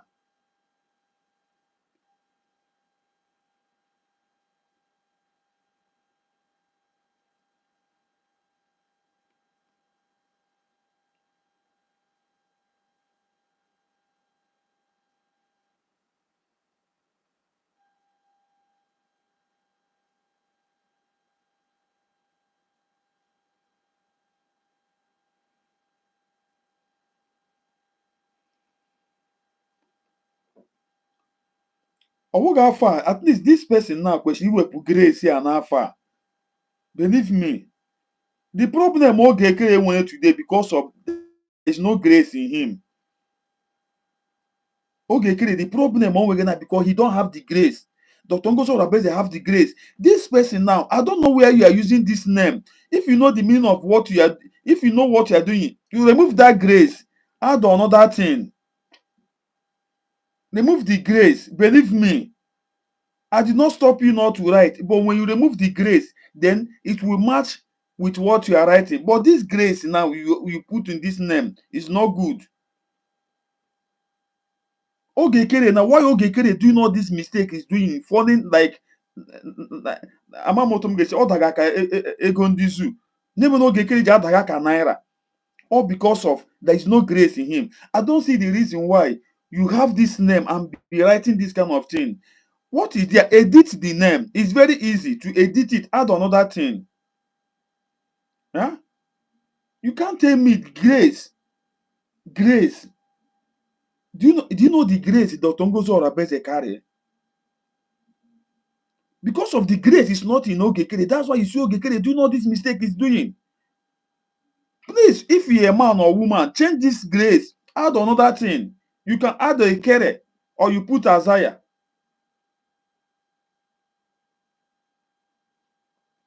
enwere ihe m si magwa unu na-ajụkwana si Chiamaka. Enwebekwe nwa afọ Igbo m hụrụ nwoke zaga Chiamaka. Enwe onye hụrụ na nwa afọ Igbo zaga Chiamaka. Ihe niile m hụrụ na n'ụwa awụ nwa afọ Igbo onye mụọ nwa ya ọkpọ ihe a na-akpọ nwa nwaanyị Chiamaka. Ihe m kwere ekwu ihe maka vam achọghị ịgwa anyị ebe o si. Ọ zagara Fen, ọ zaga Chiamaka.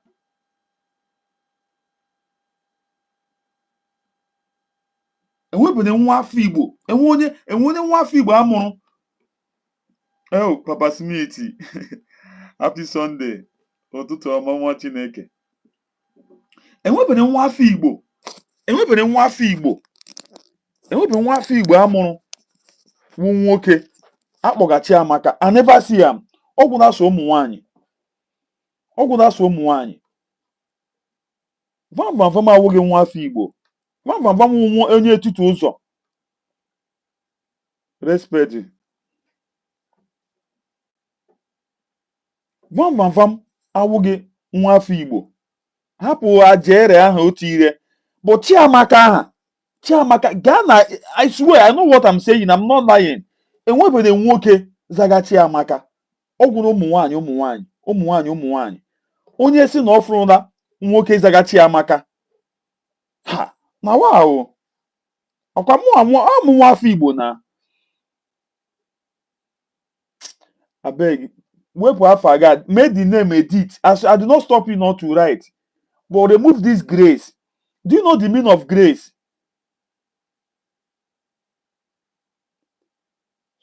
Ọ wụ onye etiti ụzọ. Enweghị nwa afọ Igbo nwoke zaga Chiamaka. I'm true. All the whole gears, all our gears, ya na-akpọ ha Chiamaka. Even mgbe m gara school, enweghị any man zaga Chiamaka. Make una ask question.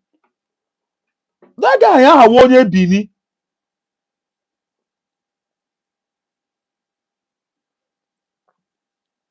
Then maybe mme akpụ ya akpọ. The ajere gara Bini. Gaga otu aha gaa ya na mme ya ha eme ka ọ hịọ maybe no. Then ya kpọrọzie ya zi kpọrọ akpụ ya akpọ. Maybe akpụ ya akpọ. Akpọ that guy akpọ.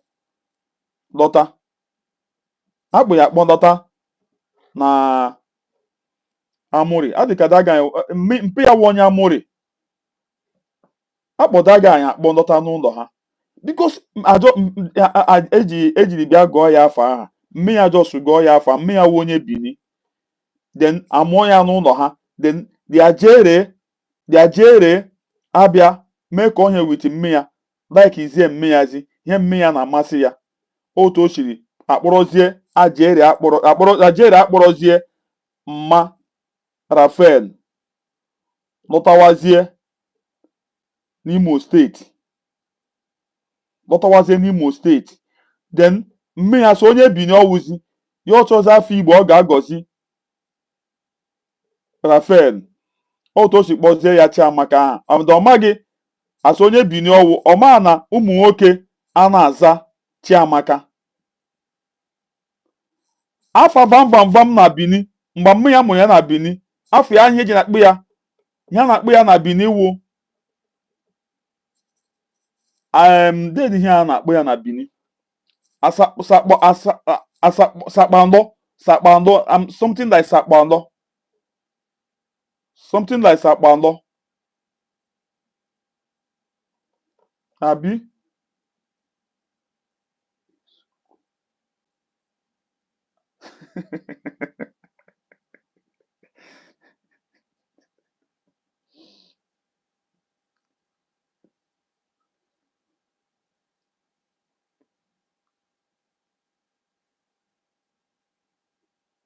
Nothing like Biafra in Anambra State. Stephen Chukwu, what are you saying? Let everyone focus on their state.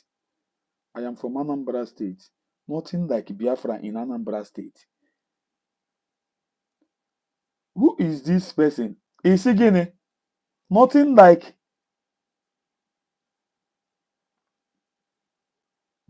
what?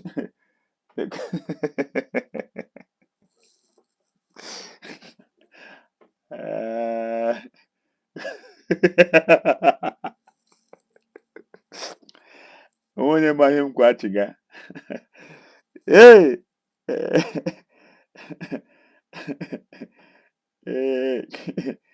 Grace, gị bebe buru John na bebupu Grace ya na beburu John bige di ya.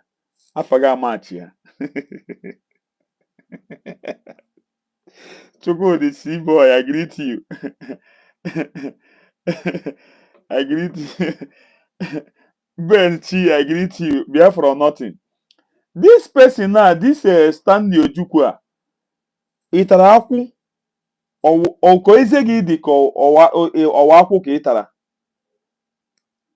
Steve, ọwa akwụ ka ịtara ka otu eze gị dị. Lekwe ndị aka odo ifuru ndị aka odo ya egide gị tomorrow were aka odo kụjisie gị ụkwụ. Ndị aka odo sere udo. Steve, isi na Anambra steeti. Ndị aka odo ya egide gị tomorrow. Ndị aka odo ga-egide gị tomorrow were aka odo kụjisie gị ụkwụ. Ị ga-afụ ya. Ị ga-afụ ma mgbara ga-agwa. Ị ga-afụ ọ ga-emerịrị.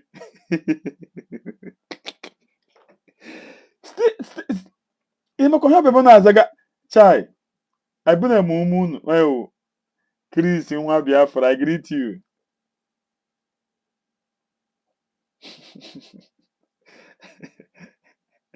Hi, Chineke God. Chineke. Steve, imagine, working name ya wu Steve, but obviously betize ya Ojukwuzi. Ogo na enwere ka ọwụ, ọ sị na ọwụ enwere ka ọwụ nọ na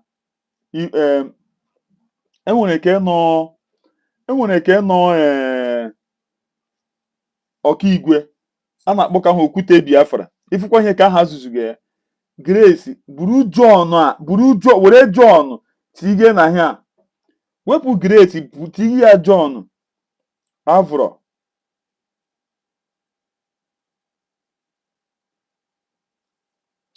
Oh.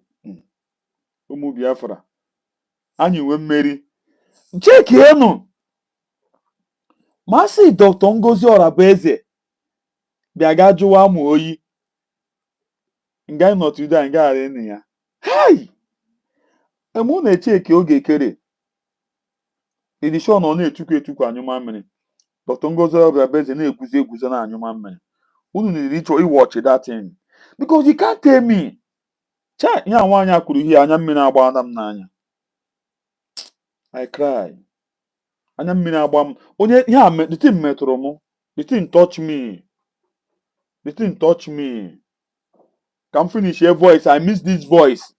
Today, they are one of the powerful countries we have. In 1944, Iceland separated from Denmark, demonstrating that nations can part away without violence. Why do you kill Biafrans?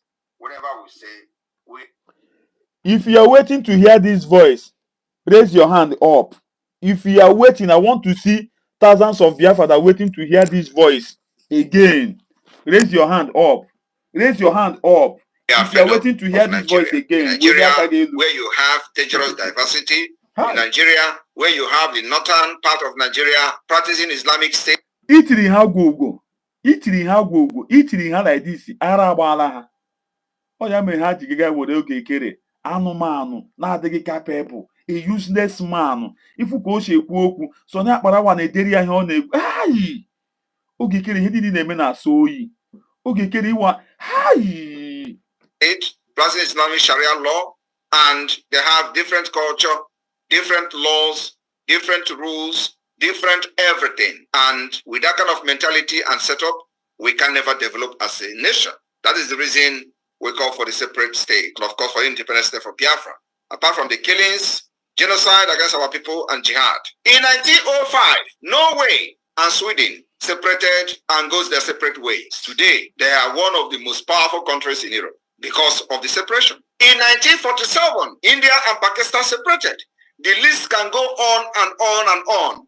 And when they want to tell you about Africa, they use Sudan to give you example. Biafra can never be Sudan. Biafrans are scattered all over the world, developing their countries of residence, making impact in governance and policy making. Sudan was never like that. Apart from that, we have a history Democracy started from Biafra, and Nigeria continued to suppress us, enslave us, subjugate us into what we are today, destroying our sensibility and our sense of reasoning. Nigeria continued to enslave our people, enslave our future and our progress. Today, in the same Nigeria.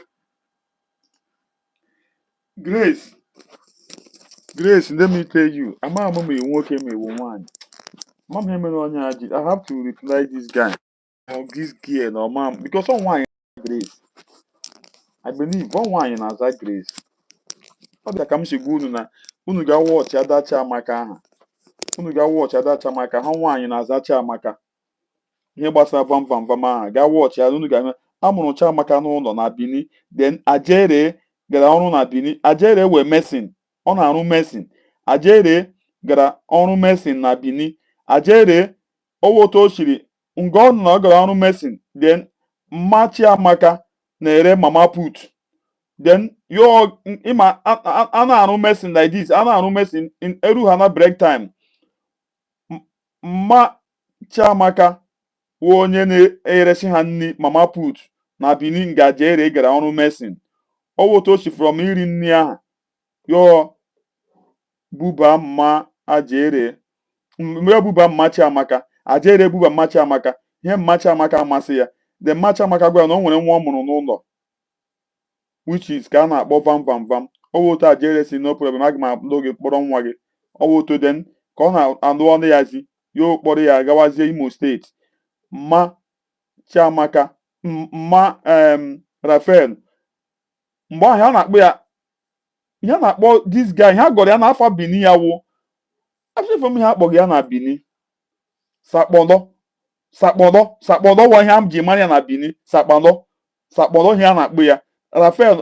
Rafael na sakpọdọ ha na-akpọ ya de mme ya bịazie na mgbe kpọtasịrị ha mgbe Ajere ndụziri mme ya zi ya ọkpọrọzie ha abụọ zi ọ lụrụ ya ya ọkpọrọzie ma kwụ ya mgbe aha ọ lụrụ ya ọ bụ mfe na enwe ndị na-alụ nwaanyị kpọrọ ma nwa so owoto eshiri kpọrọzie sakpọdọ which is Rafael Ajere kpọziri Rafael sakpọdọ with mme ya de mme ya eruzi Imo steeti so otu eshi kpọzie ọma na ọ kwesịrị ịkpụ ya ọ wụrụ Chiemeri chọọ ihe ọjọọ ya ga-akpọzie Chiamaka ọ mme ya kpọrọ ya aha akwụ na anụ Ajere akpọghị eni ya afa because ọwụ ya nwa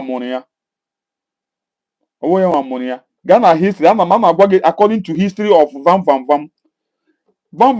wụ nwa Bini sakpọrọ wa afọ ya then English name ya Rafael then Ajere gara ọrụ mesin na Bini mma sakpọdọ wụ Rafael na-ere mama put onye nwa na-eresi ya mama put onye nwa na-eresi ya nri oge during break time mgbe Ajere ha chọrọ iri nri mgbe ha rụrụ ọrụ close to Oba of Bini house owoto o shiri megide ya na emekọwazi enyezi nwaanyị na-ebutere ya na ọ dakịrị ihe ọ na-eshi ịma ndị a mebi o shie na ya shibara ya something owoto Ajere eshizi lụwazie mma sakpọdọ which is Rafael otu esi mgbe ọ lụziri the woman zi nwaanyị akpọrọzie ka ọ na-alazi dizi ya ọkpọrọzie Rafael ya wụ Chiamaka ahụ Chiamaka enufuzie sakpọdọ a na-akpụ ya zawazie Chiamaka Ajere gaanụ ga-echeki ọfụma unu ga-ama na ihe m kwuru 100%.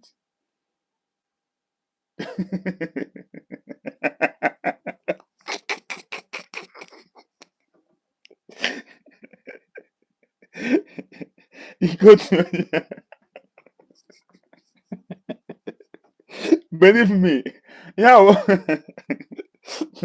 otam si kwuo ya enwe onye ji kọntaktị vam ya ọ ga jụọ ya ha otu o siri bata n'ala Igbo Ajere ahụ ọ na-azawụ emesin ọ na-arụ mesin ọ wee briklia ọ wee briklia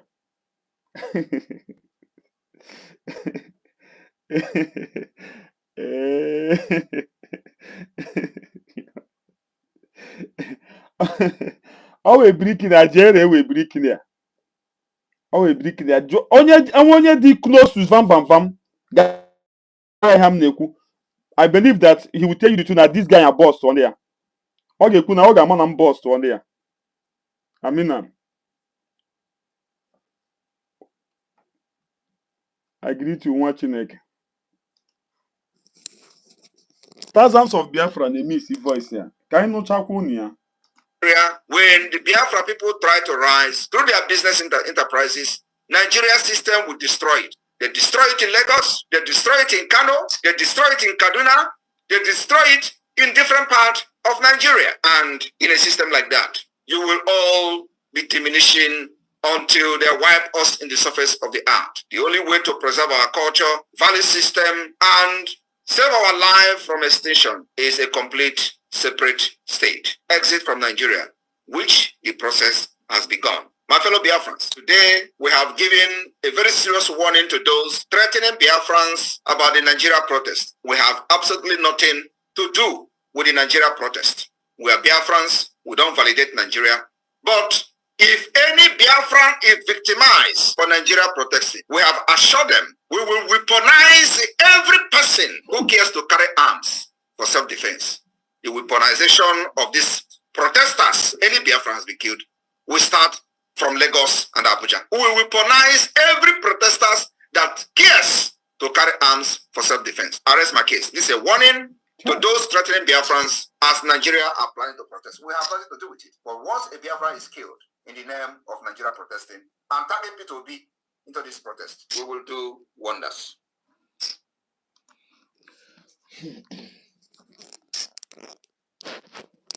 Anya mmiri na-agba m, but ama m ọtụtụ ụmụ na-aga amata na anya mmiri na-agba m. Anya mmiri na-agba m, anya mmiri ji na-agba m bụ nwa okorobịa o nwere ndị na-arụrụ ya ọrụ ọma nwere enu the zoo government ijiri nwee sleepless night. The zoo government ijiri say they can spend whatever they have to stop him. But today, where are those men? I'm still asking. Okekere, a useless man, give ya were ego zụọ ụmụ hi. I don't know about no this guy na-ekweghị eso ha betray ya the guy. Igwe Zuma Rock. Chai.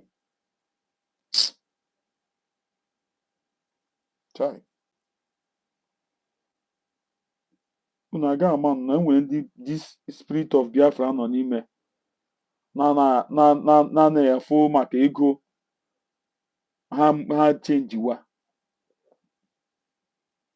Imagine how they betrayed that guy. Igwe Zuma Rock, they betray him. Anya mmiri na-agba m. Where are those men? Okekere have buy them off.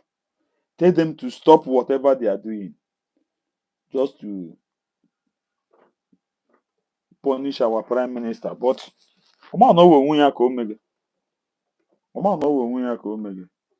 if PM is on board, or Nnamdi Kanu, would be better. Is this the Biafra we subscribed for? I am asking. I don't know now. I don't know. You see, Dr. Ngozi Orabese is moving mountain. He have given zoo government ultimate to vacate whatever they have and leave the office, because the office, whatever they have in Biafran land is our money. So they have to vacate. You see that things are working. So don't before you ask me, so go and follow Dr. Ngozi Orabese. This grace. Wepụkwana afọ gat ige John n'afọ a amarakwana onye na-aza ga-aza. Go and listen to Dr. Ngozi Orabese. You know that we have achieved whatever we are looking for. All you need is the government ultimate to vacate. Then if they insist, 80 days, 60 days, Erube now. If they insist, then you see what will happen. You don't need to rush. Biafra is here. If you don't know it now. I thought that you are following me up, or you did not listen to the voice. Do you think that Nigerian government, they are happy? They are not happy. That whatever all the effort they put did not work out for them. Still, the Biafra declare. You see how all the whole news carry about this thing, the ultimate vacation that Dr. Ngozi Obarabeze give to them. Is it not working? So how do you want it again? Some of you men on ground, where are they today? Nowhere to be found. Men on ground, nowhere to be found. But one Biafra declare Biafra. It's not all about men on ground. I keep telling you people. So that onye mmogo, a useless Sonny Akbarawa. If you guys say, oh, you guys the quote. Oh, you guys the quote. A useless Calabar man. A useless Calabar man. Now do anything in again nobody ya. Biafra anye ganni. You know making the Biafra insult. Nne Sonny Akbarawa. Nne gi ọma hem nne gi ya. Iji gwa gị masị onye Sonny nwere ihe ọrụ ga. Eri Biafra fụ ya n'ụzọ. Ọ pịagbuo ya. I know how Biafra do their things now. Sonny enweghị ọrụ ga n'obodo ọ nọ. Anụ m na ọ reghe siga with the sachet of action bitter. But amaghị dị ihe Okekere mere Sonny Akbarawa. Okekere change his life. That's why you see him talking all the time. Anụmanụ, a useless person. A useless person not the ihe ọrụ ga n'obodo ọ nọ. Holy Ghost is his brother. Yeah, thank God that you know. Oh, my God, one year. Oh, the Holy Ghost, where is him today? He's not a content creator. Oh, me zoom here online Holy Ghost, now where is him today?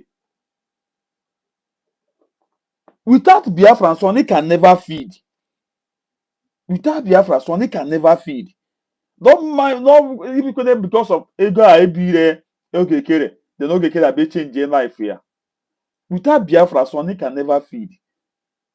That's why you see him all the time. But sometimes he say, Father Nabam, non Biafra, no. Na-ajụ ndị enweghị tụrụ Biafra ga-anọkọta be na eso Sonny ha.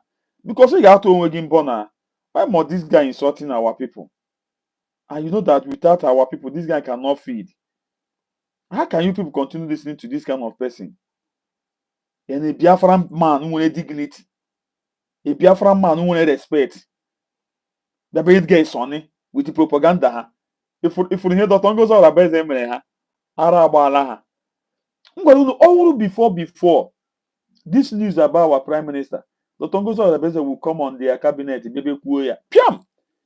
Maybe I'm with that person, no man to the dear. Gabia Goya sin na the Queen Yoku before no Okekere. Giti. Anuman. In colonial nobodo no. The quote to suit to Shinoni and Aho. When you get a matter that a dead fish that cannot sweet on a pot of soup and a expired milk. Okekere will expired milk. Huh? Expired milk. Oh megide nnọkọ package onwe ya no way. Ara gbara ya. Yesterday, ogere maka here.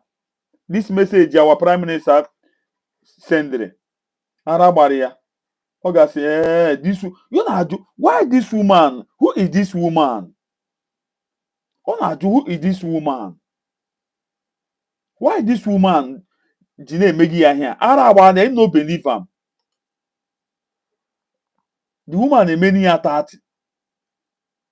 The woman emeni ya 30. The woman emeni ya 30. You never see this kind of thing before. Dr. Ngozi Obarabeze emeni ya 30.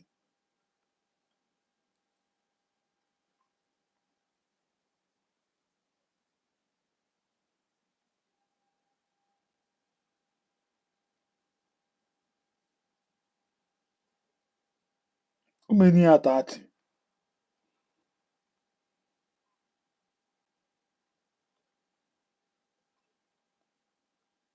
Hi. Band just no band kwachie all these men itire they would keep disgracing you. They will keep disgracing you. Anom na Chiamaka jere Chiamaka because no mu Biafra enwere na ema anu zaga Chiamaka enwere ma anu zaga Chiamaka enwere m anụ zagachi amaka biko nu achọrọ m ịjụ unu biko nu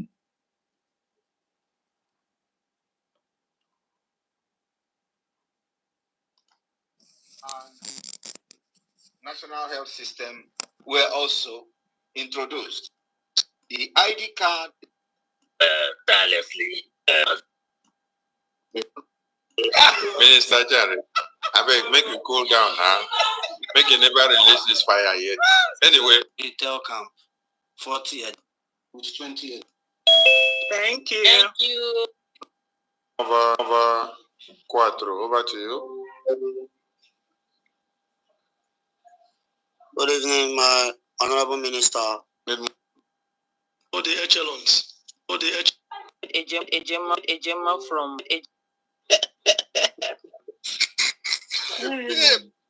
Don't say that come to the people.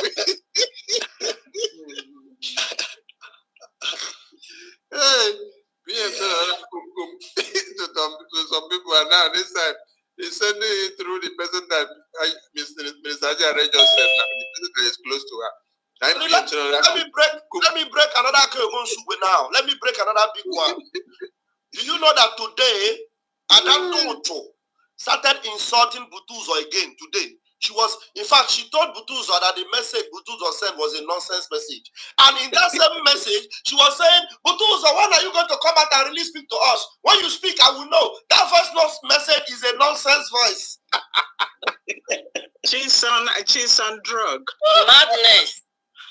She's on drug. Conco has started though. Hey. Please, Mr. Jerry, cut that part of the. No, I have cut it already. Trust me, man. Yes, keep it for us. I have cut it already. And you know what? Yeah. When she got into her program today, Vam was running her head like mad. Vam will deal with you and what the hell. I'm going to make Rishon into the Konkom. I will make sure before the commission, I will make sure I'm telling you. I'll make sure it started. Amanu moto enwere ni ụlọ agwụ unu hụrụ na vam n'ime ya. O nwere ike iji were eme mmadụ ya ọtụtụ wa komkom. Enwe ụlọ agwụ nọ na ịntanetị. Amanu moto ọ ga-esi eme mmadụ ya ọtụtụ wa komkom. This guy is very funny. What is very, very funny. Yo mụnakwa na onye si mmadụ egbuni ya agbara egbuni ya yo jikwa n'aka egbu onwe ya. Yo mụnakwa ana m agwa ya ha mgbe ọbụla ede ihe vam nwere now o nwere ike iji ime mmadụ ya ọtụtụ wa komkom. He have nothing. Sọsọ ọnụ egburigbo ọnụ ka o nwere. Sọsọ egburigbo ọnụ. A useless man akpa akpọ amụrụ ya n'ụlọ Ajere gara ọrụ mesin na Ajere wee bricklayer. Then mma Rafael sakpọnọ afọ ya sakpọnọ afọ vam sakpọnọ o wote shi kpọrọ ya enwere n'otu enye Ajere a na-agwa gị wee mesin akwụna anụ. So make una no come dey feel say Ajere there's no meaning the man no onwe Ajere ahụ o meaning mgba Ajere aha nne ya mgba forefathers Ajere nne ya gị tụọ ịkwụọ ha nshi ọwụkwa vam o ka ụnụ hapụ ibi fin na akwụkwọ vam shi na ọ ga-eri enweghị ga-erute ya him na-ekwu dị because of this vam onye biri akpụ ya akpọ bịa n'ala Igbo doso na akwụrụ unu ihe na the meaning of the Ajere na onwe ya their forefathers ịzara afọ aha before abịa ya ga nụrụ amụrụ nwaanyị Bini mụrụ dise Chiamaka amụ dị na Ajere aga ọrụ briki na otu esi kpọrọ ya. So ka m kọwa unu ihe mekwa unu mara the men Ajere nụrụ mmadụ sakpọnọ wuchie vam oge mbụ aha gị kwụọ ha nshi a na-erute ha Akwụna-anụ. Ọ dị form of gị ọwụ na ọwa aja atụrụ atụ. Ọwụ na ọwa aja atụrụ atụ na aja gị tụọ aja ịtụrụ ere gị. Some people ga-eti ya na ọwụ na ha tụrụ aja. Oke ka m tinye ha tụọ aja ha tụrụ a na-ere. Akwụna-anụ. Aja a na-erere ha. So ha believe gị na ụmụ ihe fetish all these things a. Akwụna-anụ. The men aja ere ha. Ha believe gị, so ha na-eme ihe ọdịnala ha ịtụ aja because aja a na-erere ha. So ya mere ha jiri their forefathers jiri za that aja ere aha. But this person na-ahụ na this Raphael na Sabotage akpụ ya akpọ bịa ọwụghị the men aja ere the bricklayer because the aja ere are the late now ọ dịghị ndụ. This aja ere nụrụ mma Sabotage which is vam adịghị ndụ. He's no more alive. Akwụna-anụ. So during their time their own forefathers ha tụ aja ọ dị form of inwere ike mgbe aha enwere otu ha na aja ha na-abịa gị na azụ ihe dịka ụmụ ihe fanta na ihe ndị a na ihe ha na-emewu ha were ihe oge ochie na ihe nzu. Akwụna-anụ. Owotu ha si eme ihe ha. Owotu ha si eme ihe atụ aja ke ha na-abịa menwe ibi mụwe zụwa ọdịse zụwa ihe otu a na-achị gị eburu ihe gị atụwa aja na mmiri. Akwụna-anụ. So ha nwa n'onwe ha believe gị na ihe gbasara aja this na the man nụrụ mma this Raphael a ha believe ụmụ ihe gbasara ihe aja. So ya mere ha jiri za ihe gbasara ihe o ji za na aja na-erere ha. Akwụna-anụ. Aja na-erere ha tụ aja if they make a sacrifice their sacrifice doesn't answer. I believe that you people understand. This is the meaning. So couldn't happy be feeling now maybe onye chọrọ ịkụ ya nshi na nshi ahụ akụrụ ya ga-eru ya no.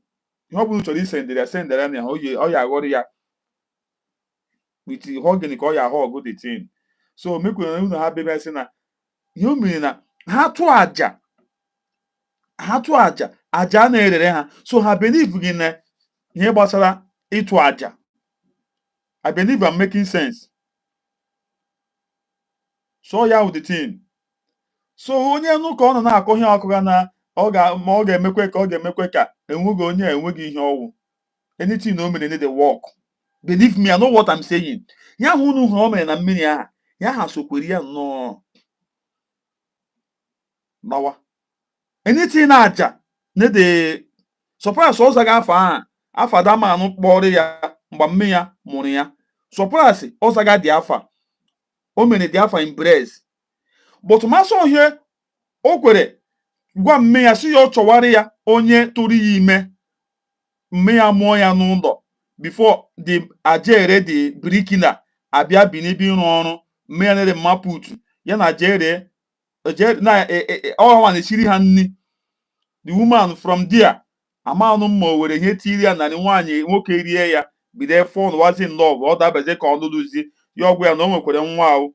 Aja ere aha agwụ ya si ya na oke ọ ga-alụrụ ya kpọrọ ma nwa ime nwere ndị na-akpọ nwa. Akwụna-anụ. So wotu o siri mee. So ihe ahụ unu hụrụ vam mere I know what I'm saying. Anything na aja a na-erere ha tụọ aja you need to work for them. I know what I'm saying. I'm not just saying it. Ọwụghị gossiping.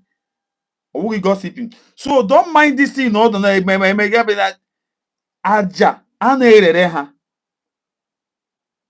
Aja na-erere ha. So anything ọ bụla o mere ọ na-esokwu ya nnọọ. Ọ ya mere iji hụ ya o ji dị iberibe a ọ dara. I know what I'm saying. Just cool down. Listen to me. Just cool down, listen to me. You understand what I'm saying? Aja a na-erere ha. Aja a na-erere ha. Ọ ga na mmiri na gaga eburu something o nwere ike na maybe enwere otu ihe ga-esi ime na enwere ndị nwere ike isi ndị si na mmiri. Some people nwere ike ịga na mmiri na ịga na mmiri gagharị ọhịa na mmiri. It go work for you, but ya nwa na onwe ya, if you do like that, you no go work for am. All the form of anything no mechakwa n'oge na mmiri. Unu watch our prime minister mgbe ọ na-eme ihe ọ na-eme. Ya mecha ya okwu bicha okwu, ya ọ ga-ata na mmiri. And you mecha ya ọ na work ya, but Van made that kind of thing, you no go work for am. I know what I'm saying. Because of o mere ọwụghị onye Igbo akpụ ya akpọ. Ịma mgbe ụmụ nwaanyị mgbe ha na-etolite, then before know it, ahụ ebido na agbaka ha agbaka agbatuo ya. Ịhụ otu ndị Benin dị na unu kwesịrị ịma n'idi igwu na agwa. Unu otu dị rough ndị Benin dị rough. So otu esiri tụọ mma jere mmadụ tụrụ ime, ọ maghị onye tụrụ ya dị ime no. Then ọchọzi ihe ọ ga-enyeziri onwe ya ka otu o si bido ya esiwezie rice. Then na-agazi ebe a na-arụ ụlọ na-eresi ndị na-arụ ụlọ nni. Owoto aja ereshi from Imo State nweta ọrụ Benin, nweta ịrụ mesin, ịrụ brikila na Benin. The n'ọnwa anyị aha mụrụ this Sakpando, which is Vam. Owoto shiri that thing shiri me. So ihe niile unu hụrụ Vam for piashiga. Ihe opetege ka opetege. You need the work. Nothing oge nwe ihe ọ ya emenwu ndị. Ama him nọ na-agwa gị ya. Him know wetin I dey talk. When she's talking with her two sides of her mouth, this morning she will drink gogoro. The next one she will drink whiskey. So depends on what she drinks. Depends on how she talks. So it's not I don't even consider whatever she said anymore. What a shame. What a shame. And they get those hands up. Let's continue with these hands up. If I emotion, over to you. Vote. You Biafra license Lagos admin, then you can as well remit from there. Okay, it doesn't matter if she's Fulani or she's married to a Fulani or she have different agenda. But for the fact she came into our struggle at this time around, this stage we are, and did this, her own story will be worse. Allude those states. Because that I thought, with his size and everything, you have common sense. I don't know that there's pig in every state, every. So actually ka ha na-akọ na fundraising ha. Yesterday unu furu nwaanyị ka nwaanyị ka ibi ya nọ na-eme fundraising. Ifuru dị ashiri adị ya. So ashiri ka ha na-akọ na fundraising ha. Region, I was just only thinking about Sari Dokumbo. I know there's one in former Imo State, Iwanyang. All these piggies, they always make mistake. This woman refused to deliver the full message from Levy.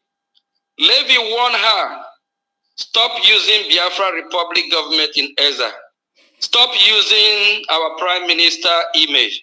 Stop using the name of our Prime Minister to do whatever she is doing.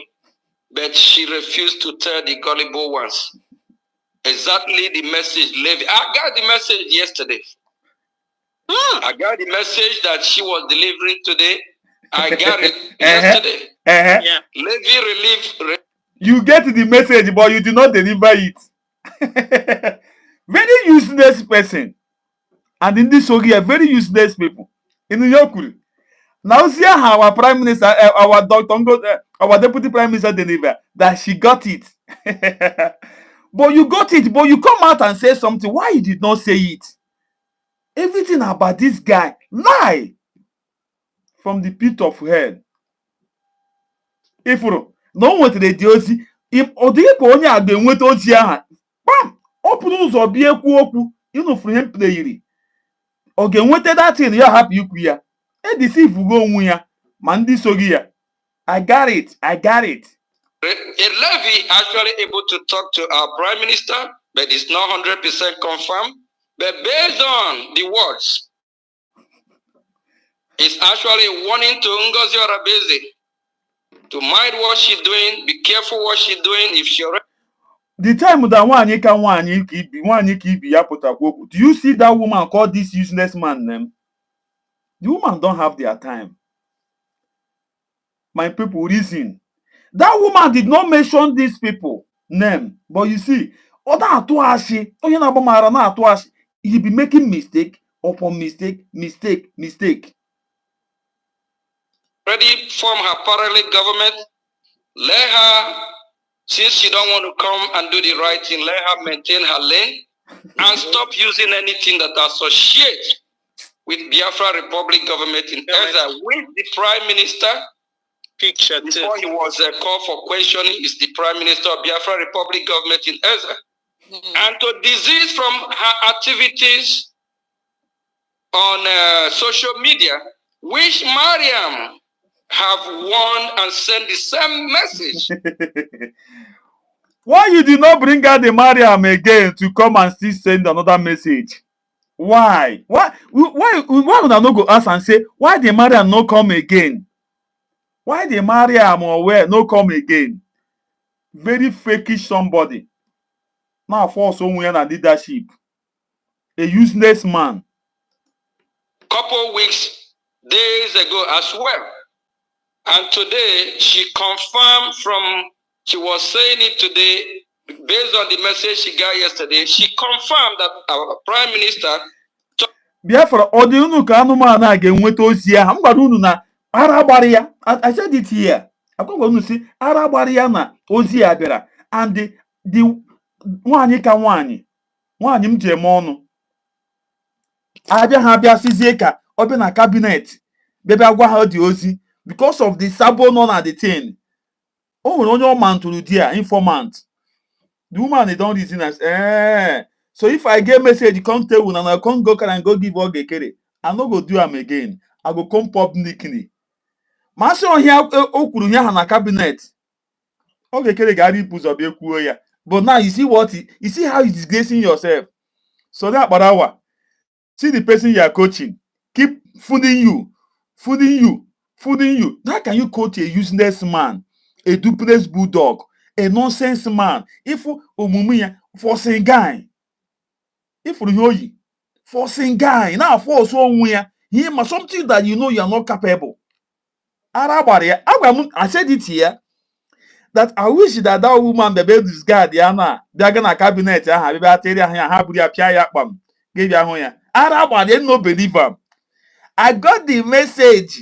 You got the message. Why you did not say it when you are talking nonsense? In now going there, a useless man. Ogekere, shame on you. Ogekere, stop all this nonsense. Stop this disgrace. You are disgracing yourself. I know you are watching me. Stop. You are disgracing yourself. I know a push. Keep a man, a boy. Equal a boy. He changes his life. No push. Give what to son. He doesn't who here. Oga si na APM ka na ọ na-atụkwa ashi o. APM ka APM ọ mama ga-anụta ozi. You happy ibi fore gbara. Talk to her to mind her what she do on the social media. But the Nicompus Achikate one on the other side. If you no compu ahụ kpọrọ ha that time aha. Oh, ya ha word ya. He don't joke with Nicompus. Akwa ya ahụ kpọrọ ha mgbe aha. Dịka Nicompus ụmụ achịkọta ekwe ọnụ na ọ na-aji ibi mere account. You see ihe awụ ihe anya word ọ na-ejije. He don't joke with this ihe anya Nicompus na. Can you tell me that this Nicompus not the ozi from our Prime Minister? Piam! Thank God they put the Irimia. Did not hear it. Arabana give what to Sonichi does see who here. Oh gosh, this APM Sabina yo. APM, you hear this kind of thing, you will not talk am. APM, you I know. When they find format where you go through your people make fundraising, no money come out. I see the okay God. Don't go say this man Mommy will any hour yon. I'm not the guy emejogogi. If you are madam one, the guy I'm at your name. Why your guy got that woman again? That woman can never come out again to disgrace herself. Look at what this woman is doing, you know. Please talk to our prime minister. Our prime minister see what happened. This, that. You say you don't have to do that. You don't have to. Never you listen to them again. Our prime minister concerned that woman. Never you listen to them again. If they call her, they will not come out. Even I promise you, her it did 5 on aya. They no go. She no go listen again. Maka one problem one ya how ododo or go. Her promise you na ha got day 5. To ya JKJ, you no go gree come again. Believe me. How and ha got day 5 on aya or get again. Abia. Maka our promise you warning. Be careful. Be careful. You don't have to go and listening to Okike be deceiving. That guy is not real. That is the guy that put me where I am today. We need to come back and do the right thing because our land is bleeding. The terrorists. The land is bleeding. Who is the cause? Is it not Okike? Okike were anụmanụ. Anụmanụ anyị hụrụ na wepụ onye nyere ha na 1 naira. That is a useless general. Zụọ ya. If we see the general no na anyị n'isi mamịrị eduzi. Yokwu ahịa ya okupu, yokwu ahịa ya okupu. Yokwu ahịa ọ na ya ọnwụ ahịa ya ọṅụpụ. Na-achọzi ndị na-ekwe ha listen to ozi Okike na-esu ha imi na-egbu ndị ọ na-egbu. That useless general ahụ.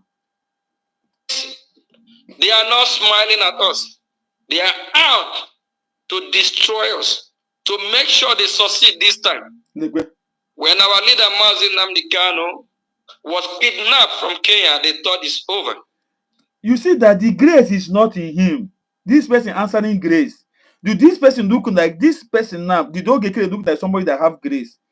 Okike don't have. What he has is demon in him. Demon of destroying. Demon of deceiving. A useless man. If you Okike ga-anụta ihe from our prime minister. Piam! Obila be suo ya. Ngo chọrọ ego. O je maintain Sonny. E maintain vam. E maintain Becky. Now they call our prime minister for so-called questioning. They are smiling, thinking it's over. It's not over yet. It's never over until we chase all the terrorist country from our land. If it is EU, if the EU, if they want them, if they want all these terrorists, they can come and take them. No action. All this thing, he's just saying it. No action. And when you say something, you have no action. This guy don't have anything to offer. All the men questioning me happy. Go ahead, stop this thing. Then stop. How can look at what made them to call our prime minister for questioning? How can you people stop? This useless Okike, buy them off. I couldn't look at the useless general na Agunia. Na kemgbe akpọrọ our prime minister for questioning. Na ngozi enyebena anyị 1 naira. Na ọ wụna success na aza ya anyaogu. Okike na ọya nwanyị ga ha ego nekọtaga ha. A general. Ifere megbuo gị. Ebe ọ bụla ị nọ, ewu. Ama m na ị na-anụ ozi m. Ama m na ị na-anụ olu m, idiot. General. Do you know the meaning of general? So my general here na agbata na ncha.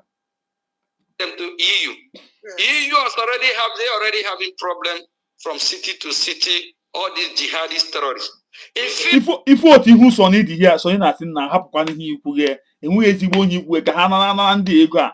Na enwe na ndị weli aka elu. Stop onye ikwu ka ha na ndị ego a. Stop onye ikwu. Oh, Sister Helen. Ụtụtụ ọma nwa Chineke. Happy Sunday nne m.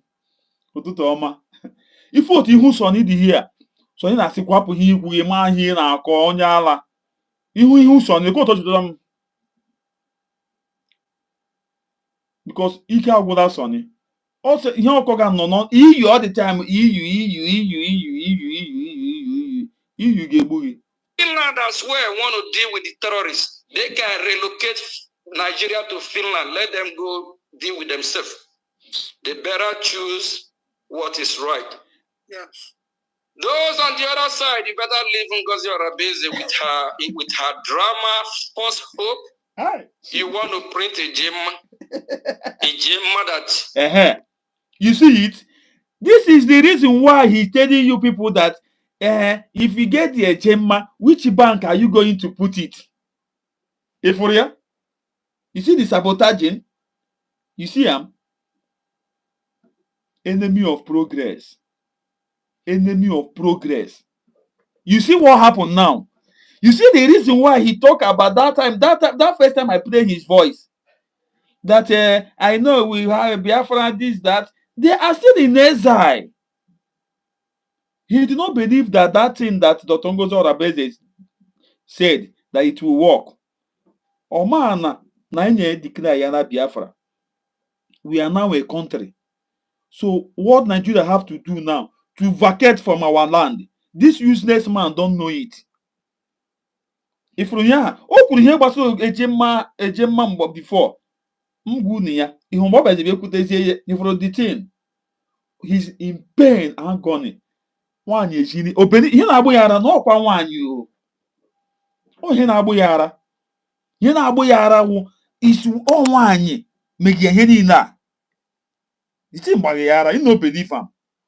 Say a woman can rubbish him like this.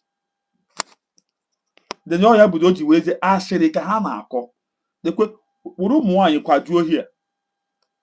Why you have not 100% liberate your territory? Imagine. I don't know which country they're going to trade with this Ejimma with.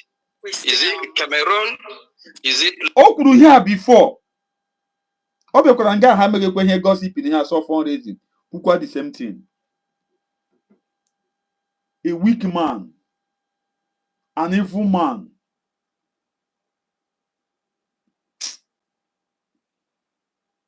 O wee chi ka m ga-ekwu gị ezigbo ikwu. Ka m na-ekwu gị ikwu ka m ga na-atụrụ gị ọfọ n'ala. Ka m hapụ ikwu gị ikwu today maka ejighị m ọfọ m. Akwadoghị m akwado. Taa Sunday. Echi ma bụ enye gị ya. Otu isi chọọ ya. Get no nonsense from a useless nonsense man. Ihu so na-ekwu ọtọtọ isi ụtọ m. Kwuo ihe ọsịsọ ka a nara ndị ego a. Burkina Faso, Ghana, I don't know how. If this is the process, how it work, those with high IQ leave the low IQ. Learn from the high IQ. Don't learn from somebody with low IQ that don't know how things work. If not, they will all lead themselves into a pit hole that they won't be able to escape from.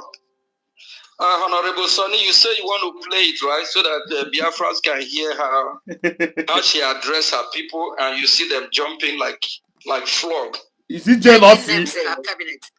You see that today, changing names of the cabinet, changing names of the cabinet. Anyway, let's. Aranabuya, they did not get this message. The message, they did not get it. Aranabuya, chai. And here, anybody open that, any reasonable person, so get her now. Any reasonable person, so get her. Suppose think. Why this message did not come for you? Why this message did not come for you? I'm a man to Odikwa. They won't play the golden voice. They want to play that voice, that great voice. Chai. Mwani, mommy, I love you. Get unti. Very jealous people. Take the two hands first before we go to that. I can't remember again. When I can't do. Also, you got the ego first. Also, you got the ego. Also, you got the ego. Ego can net in a year. Also, you want ego. I want a mother boy with that kid. Also, you know I had the ego first. So I need don't play with money. Biafran people money. Ọkwa ndị Igbo owu ọdịkwa si na ndị Igbo na ọwụ sabo ka ha wụ na ha wee Betrayal na ha na-emekwe ka why una own the day different all the time, why una own the get headache. Now the people where you want to collect their money, something where your crime minister say make you play, you know one play be say make you wait, make you collect money, say two people don't raise money, don't raise hand. If only madness. Ede Uchenna, over to you. Kona na go nego aha.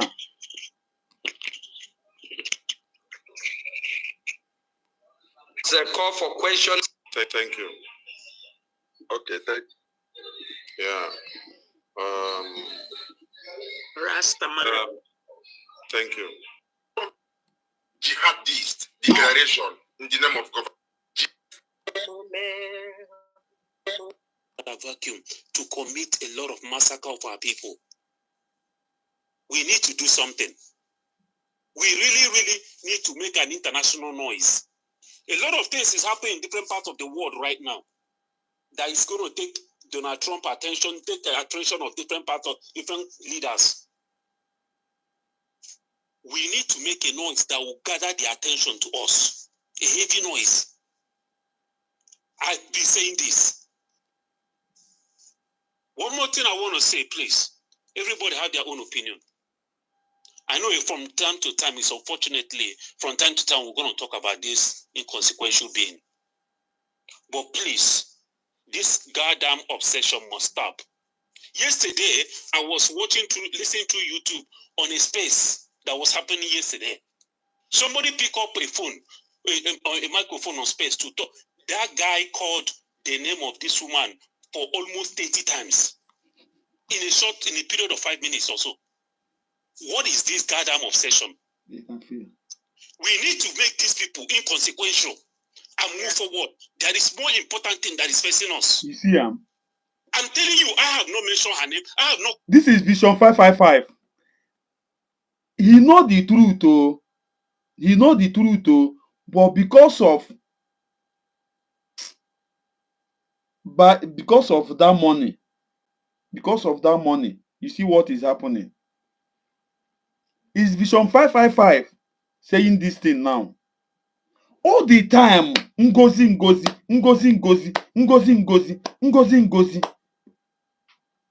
All the time. Nothing else. Is what he's trying to tell them. Can we face our problem and forget about the woman that doing good work for Biafrans? Listen. Calling it about them, I have forgotten them. I'm telling you, if not for one thing, I would have abandoned this struggle.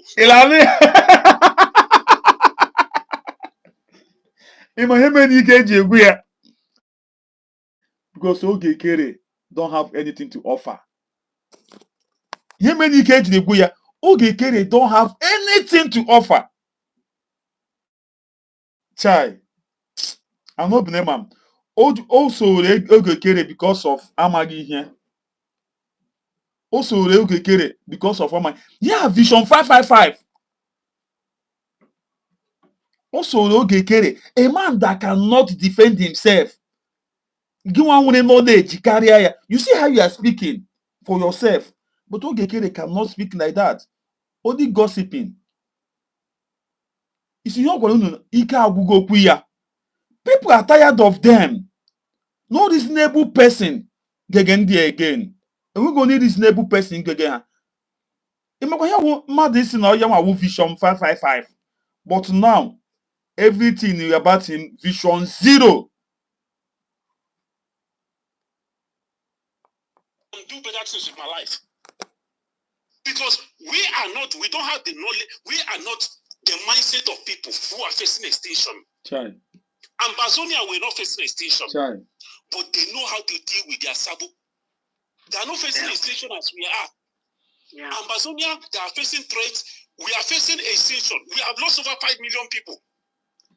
This guy now, yeah, he's coming back with senses. Sense here no he's coming back with senses. But very soon he will hide in shame. Vision 555. itigo ihe ga-eso onye na-amaghị ihe because of akpụrụ ego itigo otino ewu. But Ambazonia, any Sabo that raises their head, Ambazonia put them in their place. But we that are facing existential threats from all angles, we are every day, we are going on space, every day we are gathering, begging these people to come back, begging these people to come back. Algeria said that when our prime minister was here, with all these Sabos, these little traitors, when they were with us, our number on Zoom was smaller. Now our number on Zoom is higher. So why do we keep begging these people? For goodness sake, what are they going to do for us? Why can't we just focus? 100 men, why can't we just focus and get this freedom? Focus for what is facing us. All right. And forget about begging. Making these people feel so special. Making them traitors feel so consequential. People that were supposed to make it consequential, we keep begging traitors. Vision 555. Traitors. Is Vision 555. Many of us are provoking me. Yeah. I'm going to support today's week 150 Gemma. Thank you. Thank you so much. O were ekwele ego ya nyekwe ha. Ihe niile ọ nọ na-aba here. O were ekwele ego ya nyekwe ha. We are with you on that. We are with you on that. Absolutely. Annoying. Getting there. We are getting there. Just be patient. We are getting there. Getting where? Thank you, Sakarola Liaison. Thank you, Mighty Dot. There you go. Okay. Mighty Dot, okay. Thank you, Mighty Dot. I will say something about that later. Let's go to the next person because I'm going through some update in my phone by format. Of course. First is the betrayal to the Prime Minister and to the Supreme Leader and to the Biafra Liberation Wing in the homeland. General Professor, the Chief of Defense Staff, and his entire men who have been in the bushes for the past years, Audio money. 2020. Audio money. When he is a and was later metamorphosed into the Liberation Army. So I want us to understand this. Having those men in the bushes since 2020 to this time, sacrificing their entire life and everything you can ever consider in life. Where is the man? Where is the man? Where is the man, Sonny? Sonny no na agbara na ego gi. Where is the man? Where is the man? Why the men they are not doing their work again? Where is the man? Egu. Where is the man you are talking about? To defend Biafra. And then, today, somebody is coming to deviate some people that don't have directions. Tell them I am the one in charge now. You're not going to send money to that liberation wing in the homeland, and I'm going to form another new group of armed men. So some of you may not have understood these damages, how far it has gone. So we need to take time and see that we repair this thing to see that the house is brought back to order. It's not about us rushing down now to go to Ibawa Barracks in Uyo to go and bring Ibawa Barracks down. The resources that you're supposed to bring Ibawa Barracks, the people that are bringing those resources, they have divided it some part to go to somewhere. So the men, the laborers are standing with their 2 foot on the ground, ready to do the work, but the materials that you're supplying them is not coming. Yesterday, when our great mother was on fundraising, do you see anything like this? You can never see something like this. Because Biafran, the real Biafran know that they followed the truth. The men on ground, how were all these hungry people no na general no na using general. Using general no ga ihu very soon. Legiri your phone men na sabotage ga ha.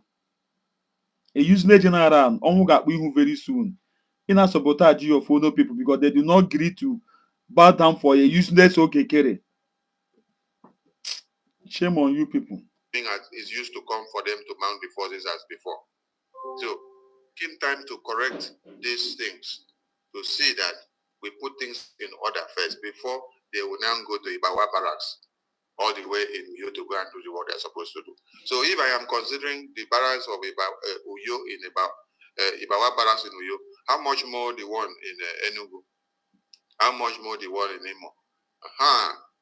So we need more hands to come back. That is why when you hear me say, I want everybody to come back to the fore.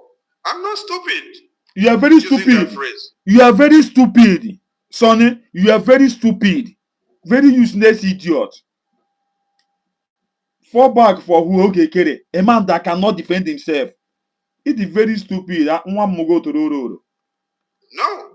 Or is it the prime minister that you will say is stupid using that phrase? When he sent the message from the attorney and say, everybody should fall back to BRGIA. Because he knows that the power of unity of purpose, the combination of everything is what was giving us the result that made Musa to be crying on daily basis.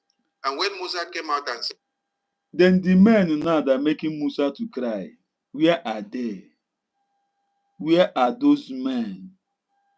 Sonia Barawa, where are those men that are making Musa to cry? But you are taking fundraising. You got fundraising the more than that.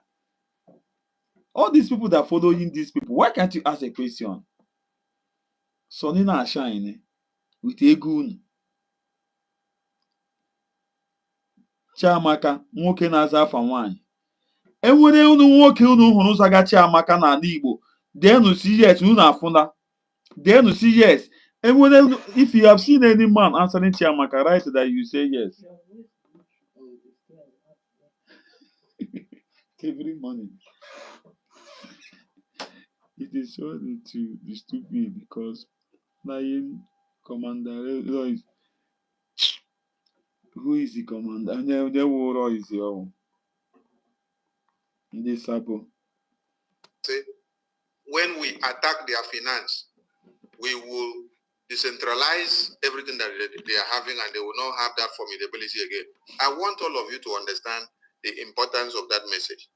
YPM said, everybody should fall back to BRGIA because he understands that when everybody are always together. If BRGIA no not Bogafa, our prime minister did not mention something like that. Our government is that one Okekere register with the private name as anyaogu. Yeah, that the private company. That is the company no register na Africa. Oya ka ono na-ekwu here. Unu fall on back. Company Okekere. Also unu fall on back na company Okekere. Okekere register as his own private company. Oya one would be RGIE. Oya one ka ono na-ekwu here. When all the resources comes together in one place, we achieve a lot. That guy, that guy is not happy. He's saying is what he's trying to correct. Because nobody can come out and speak like that. Because that boy knows that Okekere is not capable. Or that man, I don't know who he is. He's trying to defend that, to correct that man for the comment. Nobody have come and speak like this. Nobody have come and speak like this to them. You hear what the guy said? Every time Ngozi, why are you people calling this woman all the time? And you people are not showing anything that you people are doing. But when some of you are now dividing your brains to go in the name of I want a woman to lead, I want to be in a new government, I don't want to bow down to this side. Some people should bow down to me. You will not get it right. We'll get it right. We're taking time to talk to people. And the time will come that we will not talk to many people again, and then we will leave them to go haywire. That time is coming.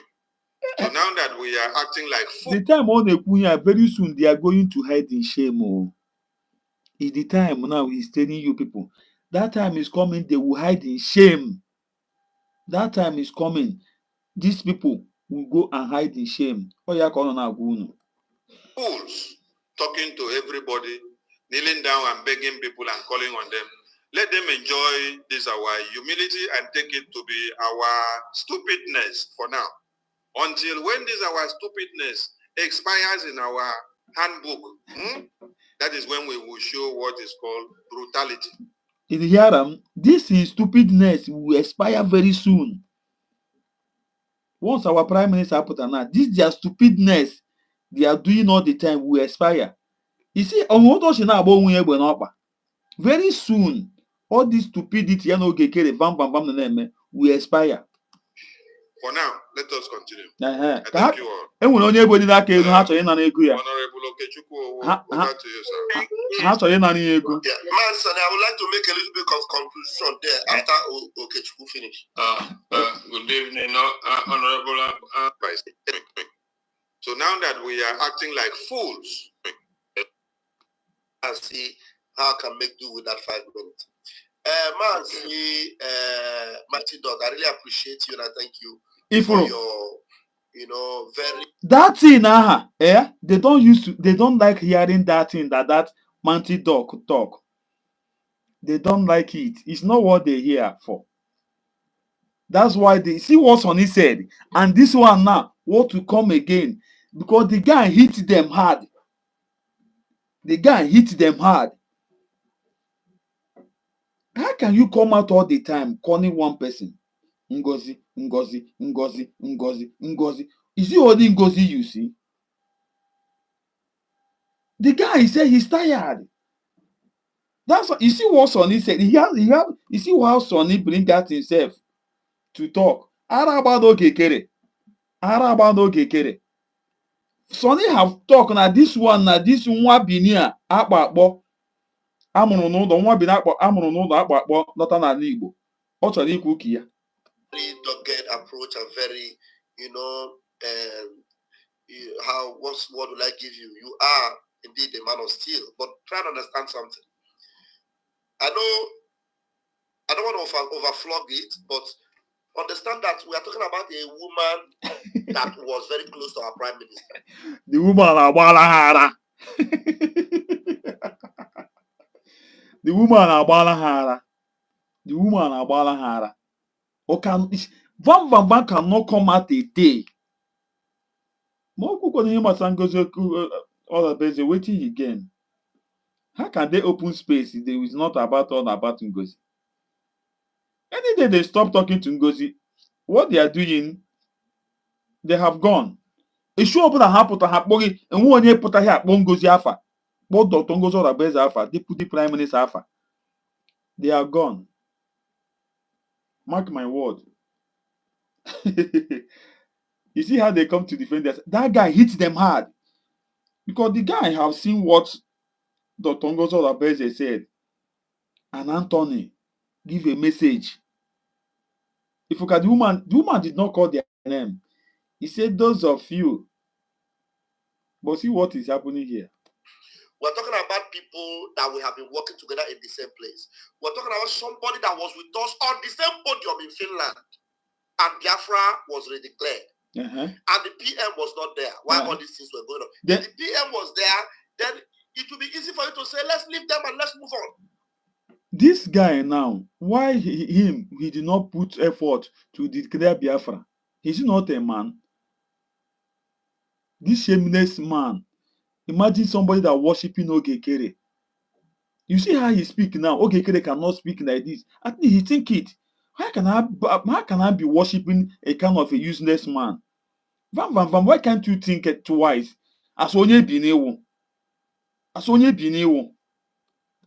This lady, as wicked, as cruel, as heartless as she has been, as wicked and cruel and as heartless as she has been, has always been manipulating everything.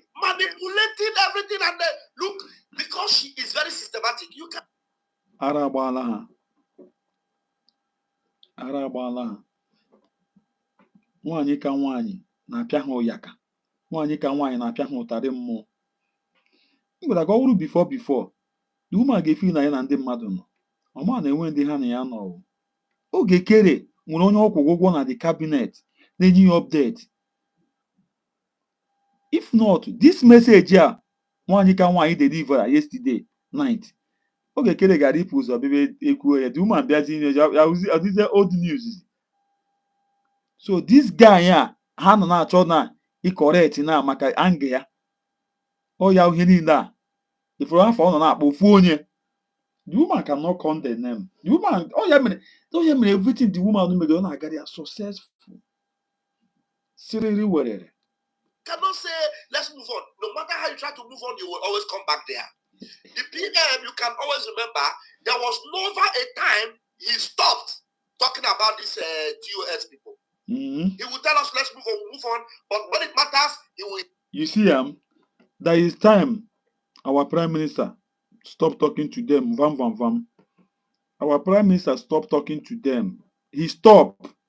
And they keep bombarding him. He stopped and face his business. All stop, bro.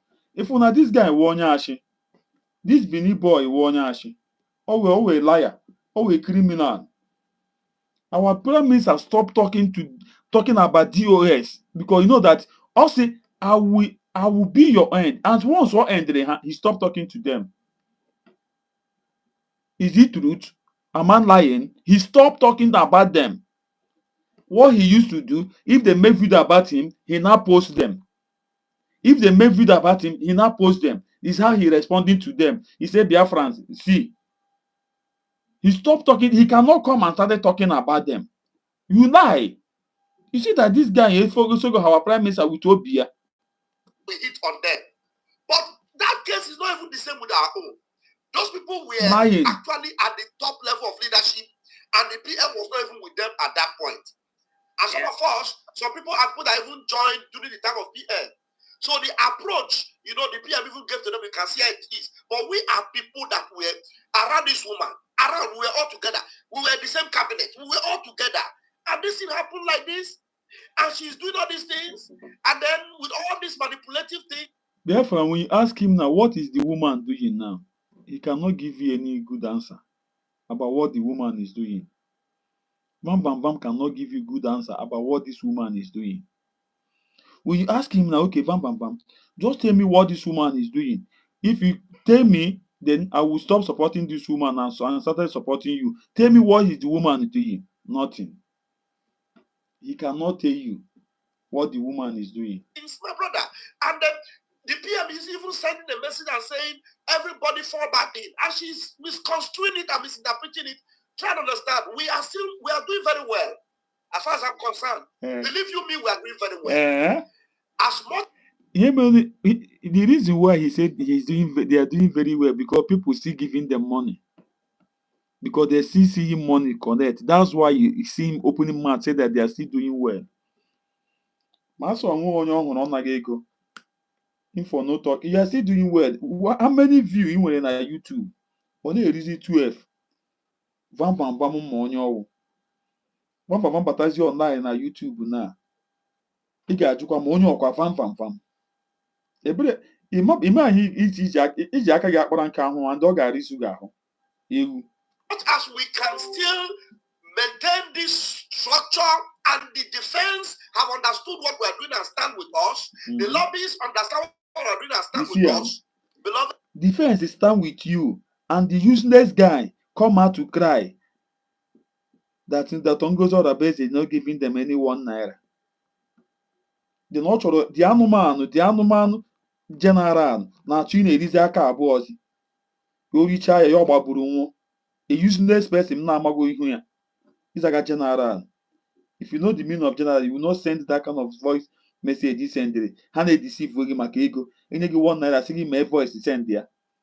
Gị na-ezi onzi gị onwe gị. A general. Shame on you. Believe you me, we are doing well. So let us not be seen you are not doing well.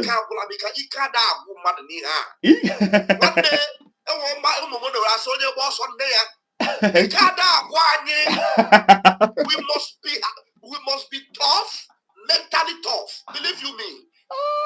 If the PM was able to resist all this articulated word of the DOS, you see how the caricature they made of his picture, his name, his family, and everything, he still maintained the doggedness and continue. That's how we must, as much as we can, we must expose Ngozi Araboze. Ngozi Araboze is nothing. Believe me, we are defeating her. In fact, the way you will know we are defeating her is the way she always comes up to shoot herself on the foot every day.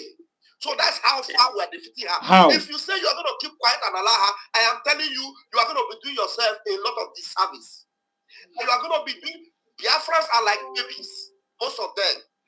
That is why I believe that there are so many Biafrans.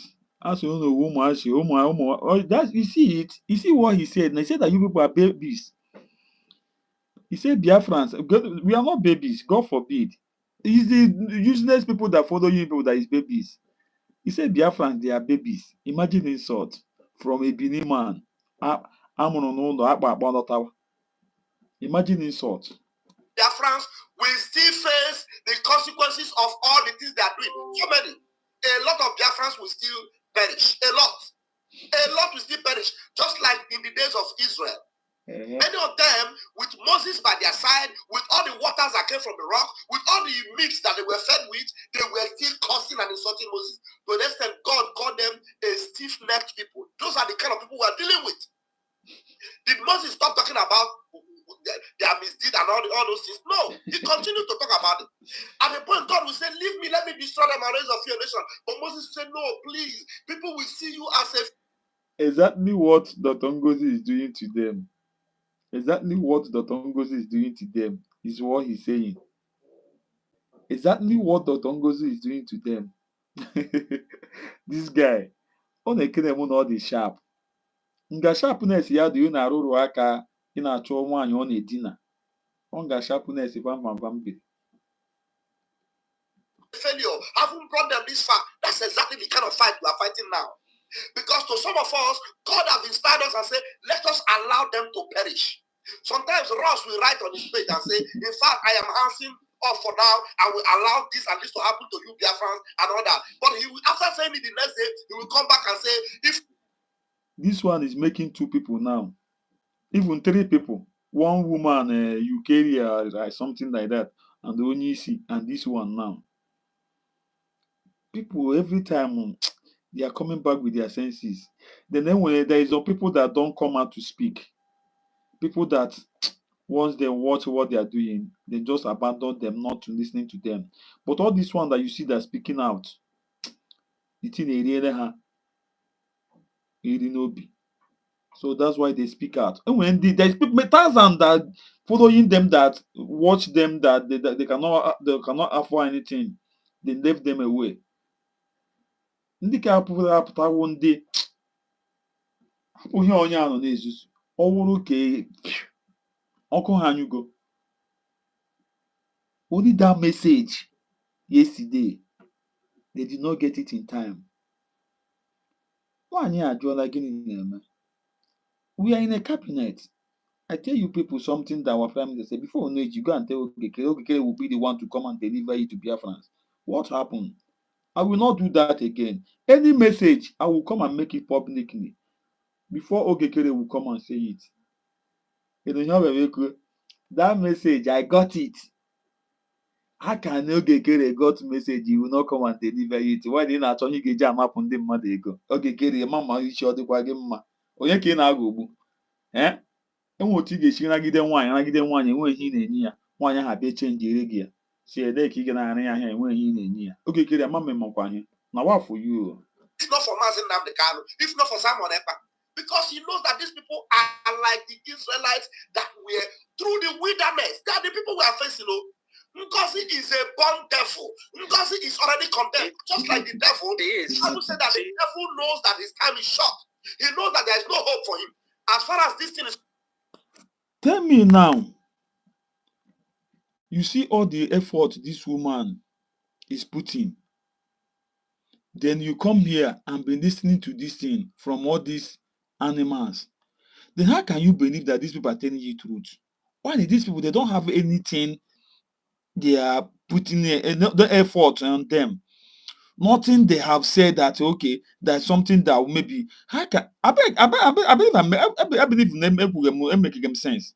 How can you be listening to this person all the time, calling this woman names, and this woman is not calling them names, and this woman doing many things, multi things? How can you go and be started listening to these people? How can you be following these people?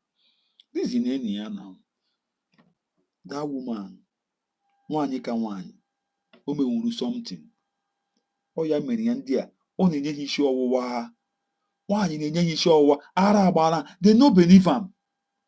They no believe him that all their mind that since they have media,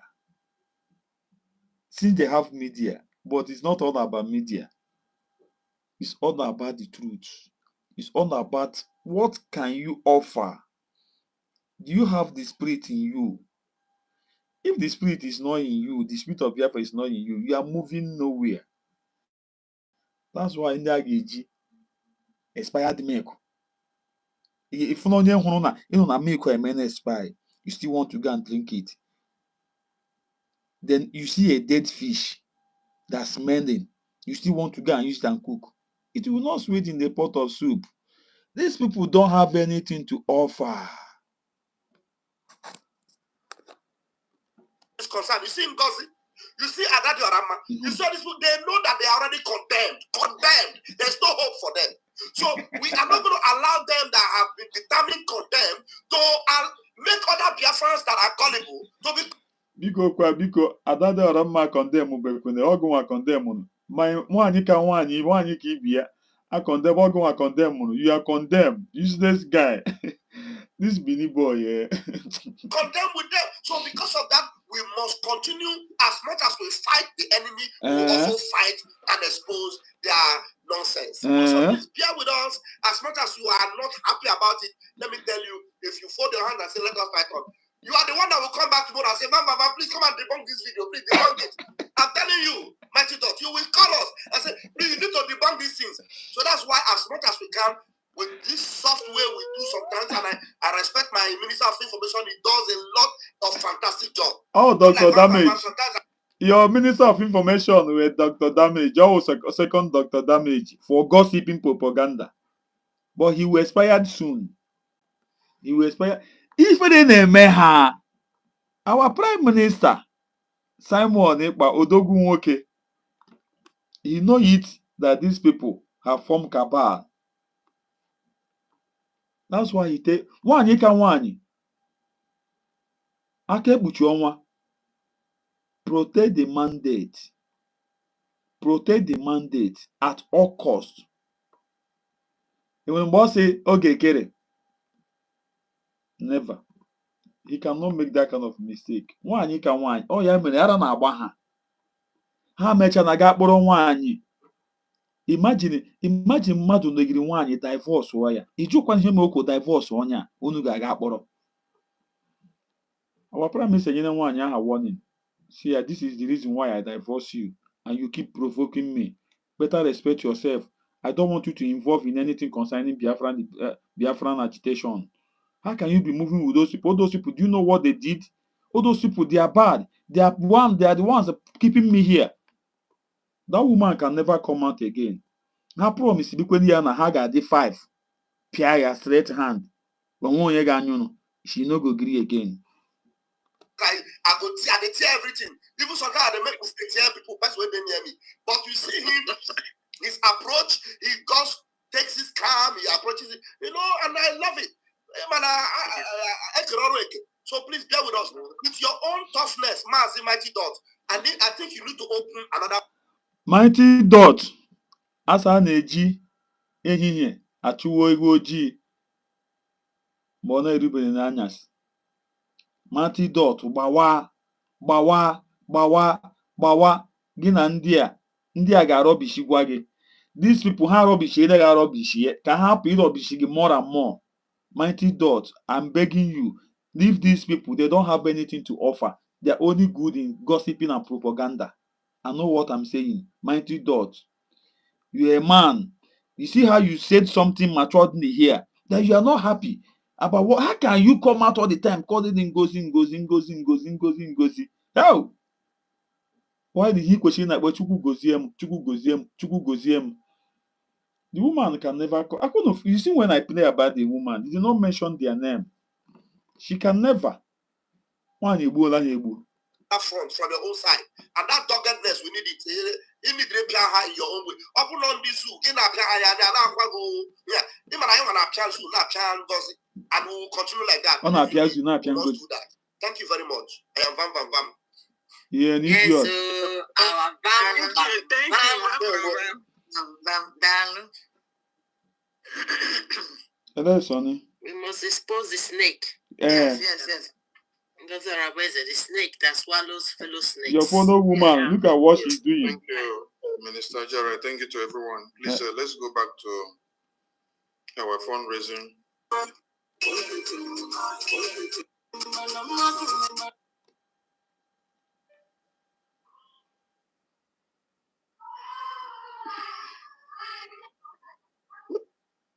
Yes, sir. Yeah, fellow dear friends, I just had an encounter now that I need to just say something very important. I want you to understand that many of our brothers and sisters that Ngozi Orabweze have deceived, many of them are very good people. Very, very good people. How many of you remember our beloved brother, Peter Daniels, that used to make contributions for the mother-in-law and himself and his family? How many of you remember? Yes, I remember. You remember him? Yeah. You know, if good people like that can be deceived by Ngozi, then you can imagine how many fantastic, wonderful people Ngozi have deceived. How many? I was just having a chat with Peter right now. In fact, I was already making a covenant of prayer, and I told him, he said that I snitched on Obatobi. He said, I was disappointed that you of all people will snitch on Obatobi. Do you understand? So Peter Daniels actually believes that me, the self-acclaimed. This guy. Actually confused with the guy. A man at the person in a sense. You can never confuse me. The guy appear your number. Araba, I no believe him. Keep disgracing yourself. You know, joining a daughter who ga anapu ego. Now why they want you to make a dead fish that cannot sweet in the pot of soup? As one now. As we there. I'm up here of the Prime Minister. Me, Vam Vam Vam, that is ready to take any bullet for Prime Minister. Simon. You see, this guy is an evil person. This guy, the evil. You know, Sonny. You see, this guy tell our brother that they will never listen, take any permission from our Prime Minister. He said they will never take any permission. They will never take any instruction from our Prime Minister. Ask if our Prime Minister take permission from Nnamdi Kanu, Mazi Nnamdi Kanu. It's what this person said. But look at what he said. Onye nu okwu here na. Enwere ndị nwere n'obere ndị ga-anụ ya say, "Hey, this guy love our Prime Minister so much, too much. SS love, Don't mind them, don't listen to them. These people, they are evil, men, evil men. Don't listen to them. Run away from these people. They are evil. Nigeria agent. Snitch on Obatobi. So if somebody can believe that, somebody of that level, who, you know, when he makes his donation, he will send to me. God bless you. Sometimes he will send, to PM or Tina, I greet you. Tina, so with all the evidence that is out, this is a good Christian. Now I'm asking him, you are a good Christian. With all these things that are out now, Ngozi Orabweze, actually, recently, she made a prayer to Muhammad. She said, peace be upon the soul of Muhammad. Ngozi Orabweze spent almost 30 minutes defending an Islamic account that she provided for Biafrans. That is not a red.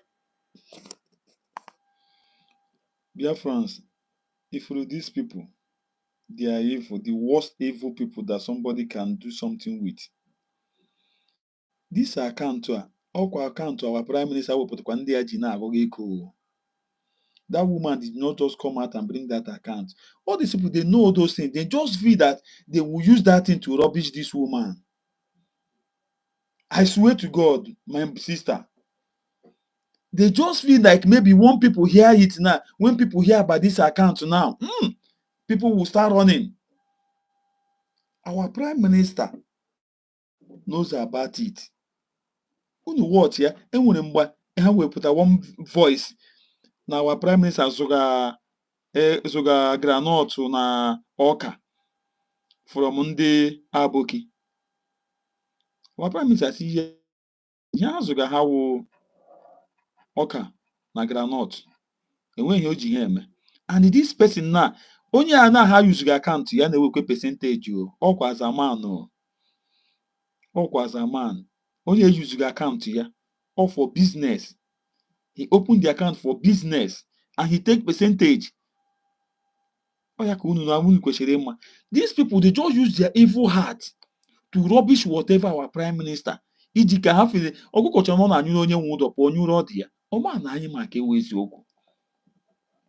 Chiamaka, useless.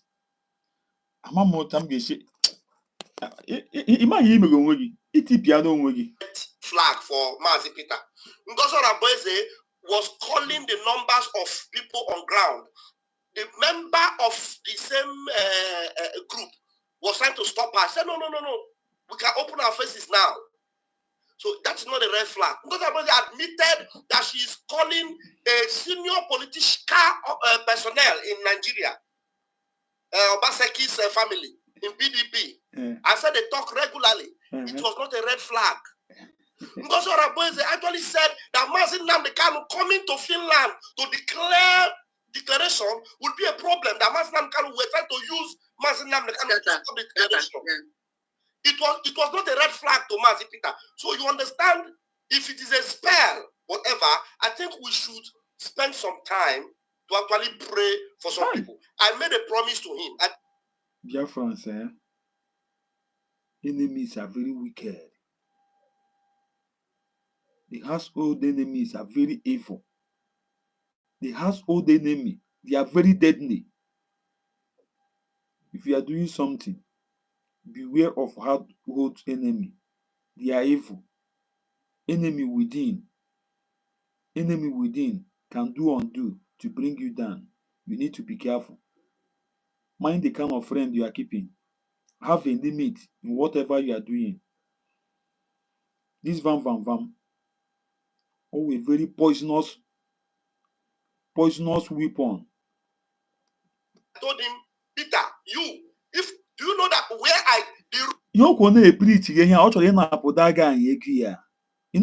the guy they give highest money with his family, but the guy is not with them. He started preaching. He's the Peter on a sense. All the time the Peter no Peter P square and Paul and Peter and Paul. The only one man with his family. If they are giving block here. But the man on a sense. He can never make a mistake. The Peter is away. Lie. You don't have it. The Peter can never do mistake tomorrow. He started regretting why I followed all these vagabonds. Get no the idiot. Dr. Damage na amu ebe onye ka. Oh yeah, and question about Dr. Damage. The room I stayed in the last Finland, October, the room I stayed was a place Peter already paid for. He could not come to Finland. He paid for it, and he said I should forget about it. I should stay and wait for him. He will come. The Peter nwere ego. Peter na-agwa gị o nwere ego. Ha na-enye block. Onye ma obi na confuse gị ya na-eme ihe ọ ga-eme ka ha adọrọ ha yobi na-enye ha ego aha. But Peter manụ nke wee eziokwu na. Peter nwejuru mmiri ana nne ya afọ. Peter nwere no sense no vam. Ị ga-agwanụ Peter ihe ọ ga-eme with ego ya na hapụnụ Peter ka o zure gị ike. Peter so na-eme with you people. ọsọ na-eme ọ dị form of gị na nwaanyị ga-amagide nwaanyị si mbụ ike agwụla ọ na-emezi gị hapụ ya ị ga na-abịa fọsọ nwaanyị gị fọsọ ya fọsọ ihe ikwo bụ adịghị you no go enjoy am because o ji ya obi ya. I believe I'm making sense. Hapụ dị Peter, you are watching me. Peter sọ na achọghị unu nwa gị na-afọ ọsọ onwe gị iti gị ya dị ya ọsọ ngozi ka ọ ya eso nwaanyị dịkịra iri Biafra chai Emeka gifis na ya akụchi ya ichema the word ahụ gaghị ya at least give reason now. A woman that summon courage went to Finland dịkịra Biafra take unu ọ na-awe ihe okwu Peter ha ji ego ọ sị family ya ha ga-enye ọ blọk na-ederi ya na-ebu nwebedi ya ihe ọ na-ebubele ka Peter si koko I'm not following your Okeke, don't have anything to offer. I didn't come to Finland. I stayed in that apartment, a very 2 beds in that hotel. In Anuya. Finland, I was there. In Anuya. Throughout, he paid for it for the 3 days. Peter a na-agwa gị nwa onye nkụ onye ma o ji ga na-ederi ya na-asị ya ihu nọ n'oduku na-aga ịsa mmadụ ọma na ọnwa onye ọbụla ka a na-asata ma ị maghị ya. Peter na-agwa gị big boy with ya ihe ọ kwụrụ ụgwọ onye ahụ double apartment ọ chọrọ ịnọ with family ya ihe ha na-enye blọk onye mere ọ ma ama ndị na-enye blọk ọ gara edechara ihe ka ha darị ya n'owe. That was where I stayed in Finland. The level of commitment he has made for Biafra. I told him, I said, Ngozi will never succeed in taking you away. I don't need to understand the level of the caliber of Biafrans that have made sacrifices. They have given their life, their resources, their money, their time, everything. That Ngozi wants them to lose their reward, to lose their blessings, to lose their grace in Biafra. That's how diabolic and demonic Ngozi Onabose is. Arabania, this person na-agwa gị ji obi ya ọ ga-enye na ahịa na-agbasara ihe support blọk and vam na monitor ndị na-enye blọk ọ na-aga na-achọ ka ọ confuse ha but ọ dịghị ha easy. O ji bitter mind ya ewu ego ha kwesịrị na-anata they need to get what they want. Abịa ego a na-abịa weta ya na all those general ndị anọchaghị ya na calculate ego na-abịanụ so abịa egbuwa ya maka ọwa agreement that ego ọbụla bụ a ga-egbu ya 50-50 men on ground those guys ha confused were one ha were one check it on abịa egbuwa ya 50-50 ebe ọkọwa afọ ha ka eji anara dị ego so men on ground right then a ga-egbu ya 50-50 this is the agreement ha nwere with men on ground na ebe egbu ya 50-50 ha bịa were abịa nye Sonny abịa nye vam abịa nye Betty abịa nye Vision 555 abịa nye many people oge abịa were oge a na-ezuziri ego a na-ezuziri hazi enwe ihe ọ na-ezuziri hazi ọ ya mere o ji na-agbagara ọ dị people na-enyelite ego ọ gara nnọọ ụtọ dị ha izi. And she will never go unpunished. Never. Ngozi knows she's not going to enter Biafra. And just like the devil, who already knows that heaven doesn't belong to him, and he wants to drag everybody as possible as good.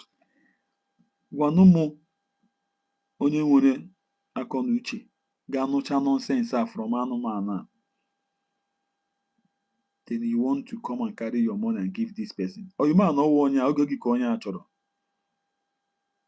Enwere ihe dị iche na ha na-agwa nwaanyị na-edube dị nara ya ife. O nwere ihe dị iche ka ha na ọ ego gị ka onye a chọrọ na. Now your money na in the fine now. As possible with him to hellfire. Can you understand that? A useless man. Nwa mụrụ n'ụlọ. Andọ mmịa akpọrọ ya. So a jere. Mmịa wụ onye bi na ọ ya mere mmịa amaghị na a na-akpọ nwaanyị Chiamaka, a na-akpọ nwoke Chiamaka. Mmịa amaghị ya so onye bini, ọma na a na-akpọ nwoke Chiamaka. O woto si ga kpọọ ya Chiamaka. Sakpando ihe eji mara ya mgbe a mụrụ ha na-akpọ ya Sakpando. The English name ya Raphael.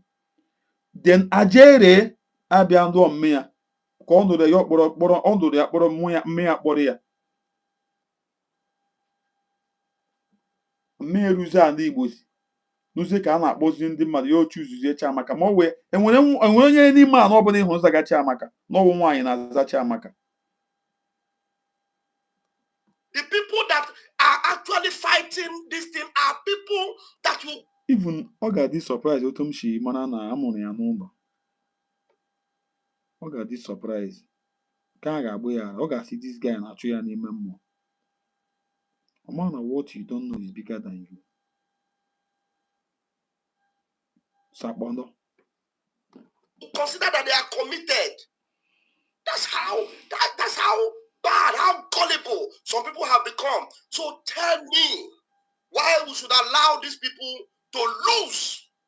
I don't know. We are doing the best we can. We cannot give up and allow gossip to deceive them continuously. We'll do the best we can. I know so many of them will see this. Maybe as he's listening to me now, he may even be saying, Chamaka, you are continue, because he said something on the comment section. I just saw him on the comment section. He said that the Naira is raining. It's raining on our side. It's raining. Now, what is raining? They are calling us to come and do accountability. That Oge should come and do accountability. Now, you're not asking yourself. PM never called Oge for accountability and he refused. Never. There's no evidence to that. Hey! Chai! This guy, Monakwana, this guy gejikwa ka gbuo onwe ya o. O gejikwa ka gbuo onwe ya ngo nọ na protect ga oge kere. O gejikwa ka gbuo onwe ya. Ọkwa ndị gị ka ị nọ na-egwu ihe a. This guy gejikwa ka gbuo onwe ya. Chai! This guy gejikwa ka gbuo onwe ya. Even ngo oge kere no self, oge kere ga na-achị ọchị. See this guy on what o sha atụ ashị. This guy geji aka gbuo onwe ya o. Imagine. Hey. This guy gejikwa aka gbuo onwe ya o. You people don't know. This guy will use it. Geji ọnụ kwuturu onwe ya nsogbu ihe ọ na-amaghị. This guy gejikwa aka gbuo onwe ya. Amy, I greet you.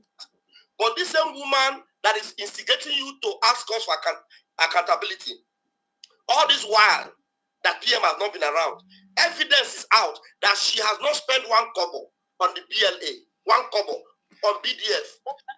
Mommy. Ụtụtụ ọma. Ịchọ ka Biafrans n'olu gị? Achọrọ m ya kama ka ndị be m first of all. Adị mma. Gị nwakwa na otu ndị be gị dị? Ndị be m anyị nọ nna m. Ụtụtụ ọma nne m. Ụtụtụ ọma. Biafrans n'olu gị. Hey! Chiamaka agarere shut up. Mechie ọnụ. Ọnụ ya na-esi. Hey! Chiamaka, your mouth is stinks. Hey! Chiamaka, you know that Ada Diorama, Ada Ndibo, Brugono, also n'imepe ọnụ gị kwuo n'ọnụ gị dịka ogiri n'oge na-esi and the meaning that na ọ ga na-ekwu mpụ. So Chiamaka ma ihe ọ na-ekwu. Peter he's saying Peter is the educated ones. God bless you. From whatever that our brother Peter resides. He's not a Mugu like you. Chiamaka, shut up. Never. Chiamaka, you are telling the whole Biafra that there's no a day. Oh, but yes, I want to ask that to come and do account. It's because of our prime minister asked that man to come and do account. And what he said that he's driving a car that is traveling, he's going somewhere. Yes. Chiamaka, shut up. Chiamaka, shut up. Chiamaka, we're not a Mughals. We are Biafrans. Even though we are not, even some of us is not educated, but we have our akonuche. We have it. Chiamaka will have akonuche. Even Chiamaka may porn. Okay, look at Chiamaka. Okay, Chiamaka, I want Biafrans. And I want you to ask Chiamaka if Oge nkere that account, that dimension, no dimension account. I want Chiamaka to ask the Oga Oge nkere, ask him, say that our our COS said that his own signature, nkere signature, is in that mandating account. No mandate, yes, no dimension account. Our COS said it that nkere, his own signature is there, but who is commanding that one? Is our COS that is looking at, but nkere signature is there. To tell Biafrans that, you see, Chiamaka is a 419, but it is 419 now. You lose it. You know those 419 that doing I don't know what they call them. Those people, those days I don't. Local 419. Yeah. Those days I don't know whether it's still existing now. You will see one man. It's still existing. It's still existing. They are using Taisi. They are using Taisi. So, you will say, don't tell anybody. If you tell anybody, they will stop you. Yes, ma'am. That one, Chiamaka use, but it's no more working. Chiamaka is no more working. You understand? Because we know the truth. Look at what this. You know that yesterday, I think yesterday they did their social, those their shenanigans, social media. You know, they are talking.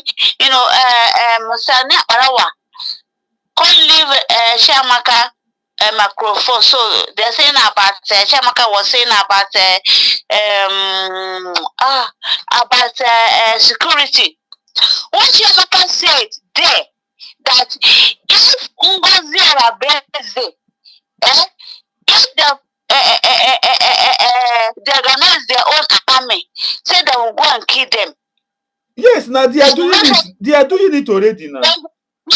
No, but this one that Biafran knows who is killing our people now. Yes. Because that one, because he say it. Imagine he say it.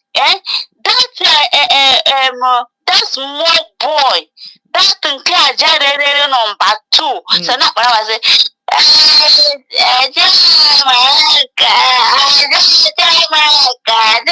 he just stop him because you know that Chiamaka the bunk. Yes. The thing that they are saying. Chiamaka can know whole secret. And not everything they are letting Chiamaka know.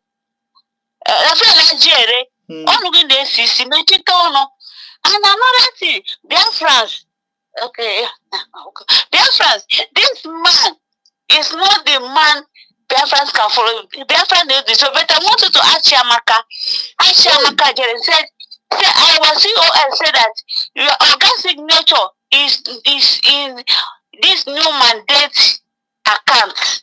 This bank they are crucifying.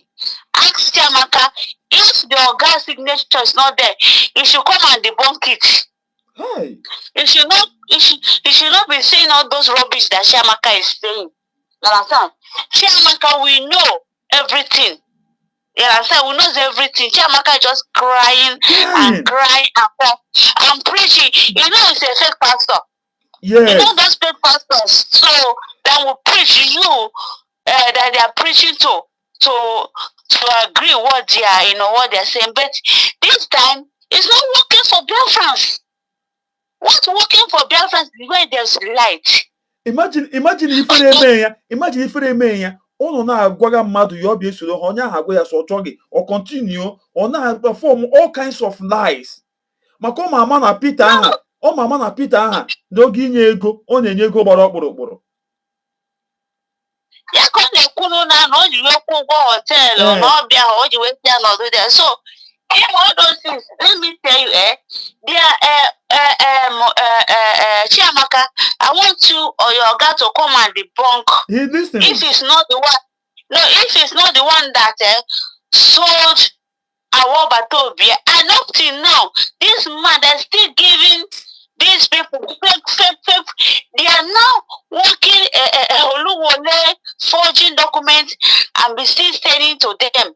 But what I know and Biafrans know, and I need Biafrans now, I will marry our Prime Minister, Kapota. Oh, Kapota. I know Yapota. Oh, Yapota. And our Prime Minister, Abuho Obere Mado. Yes. I love him. I swear. Our prime minister saw Biafrans, home and abroad, homes, and the gullible one in abroad that don't know how things are working. Let me tell you, people, our Obatobie, Simon Epanjoko, is not a small man. No. In his own lawfare. He knows everybody, and everybody now is coming out. That will stand that. Let me tell you, Nigeria will not win this war. We win them, and we are going home.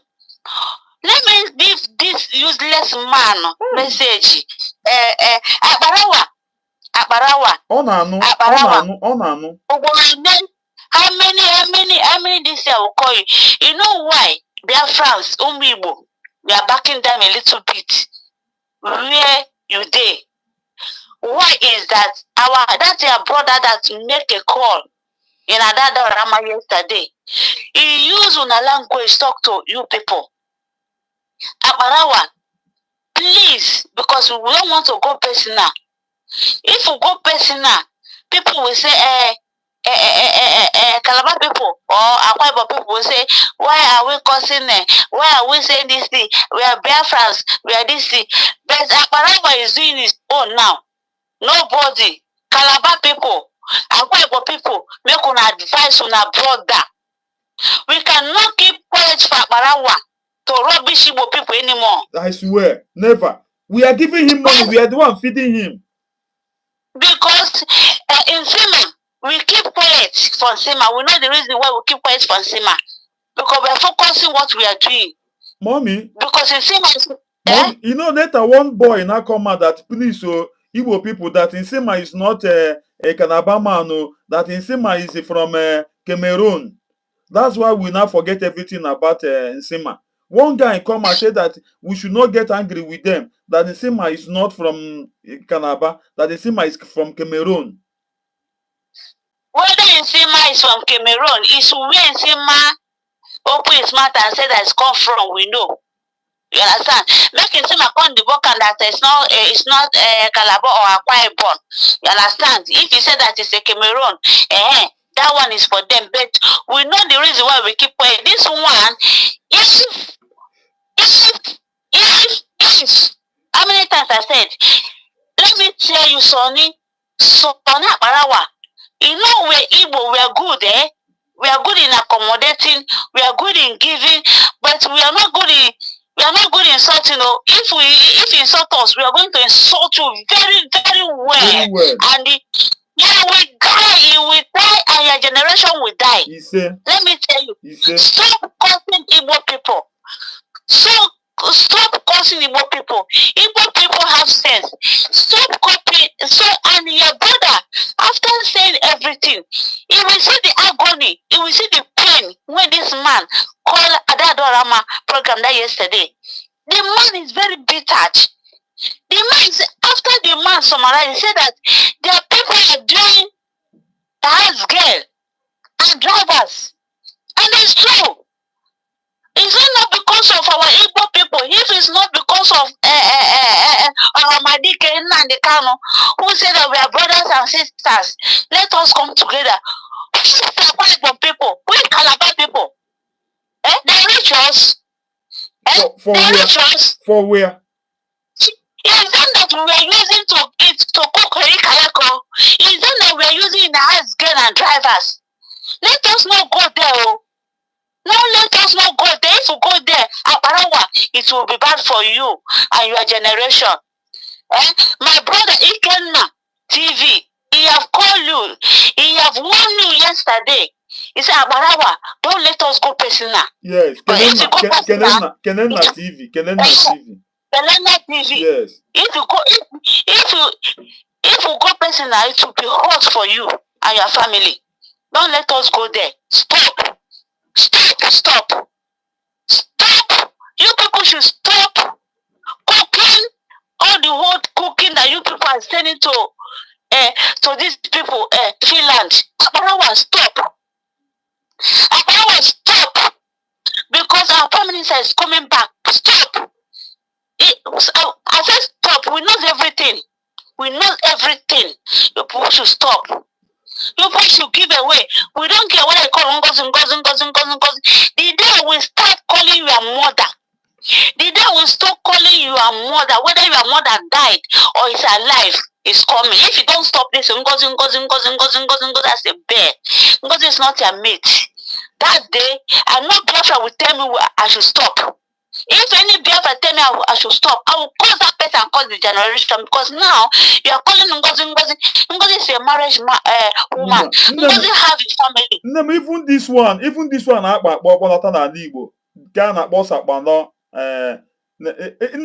na ga nwaanyị mụrụ nwa kpọọ nwa ya nwoke Chiamaka before. Ọwụ nwaanyị ka na-akpọ Chiamaka. Nwaanyị ka na-akpọ Chiamaka. Nwaanyị ka na-akpọ Chiamaka. Onye ka na-agwa ndị mmadụ here, ha feel na m gwugo egwuregwu. Nwaanyị ka na-akpọ Chiamaka, akpọ ya Chiamaka na akpọ ya Chiamaka.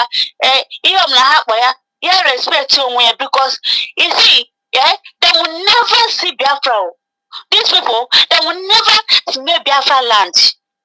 You understand? Because but any day I will say Ngozi have children. Ngozi have children.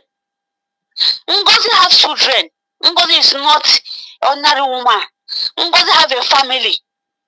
Because when the children will grow, or when the children will go to social media, see the way they are calling their mother, they will not be happy. Yeah, then go find them now. Then go find them where they are. Enough is enough, because if they continue, especially Akbarawa, I will start calling Akbarawa mother, and I will start calling Akwa people, so that men will start it. Yes. Which type of rubbish is that? Because we are keeping quiet. You see, for people in this thing now, you see, for people that carry it. Okay, look at donation they donated yesterday. All the whole 40 states. All those what they call them, Abarawa side. They're not donating. They're not donating for their own region, so that they will hold their own region. Tomorrow now, he will tell me that we will use our the money to go and sponsor them. Yes, imagine.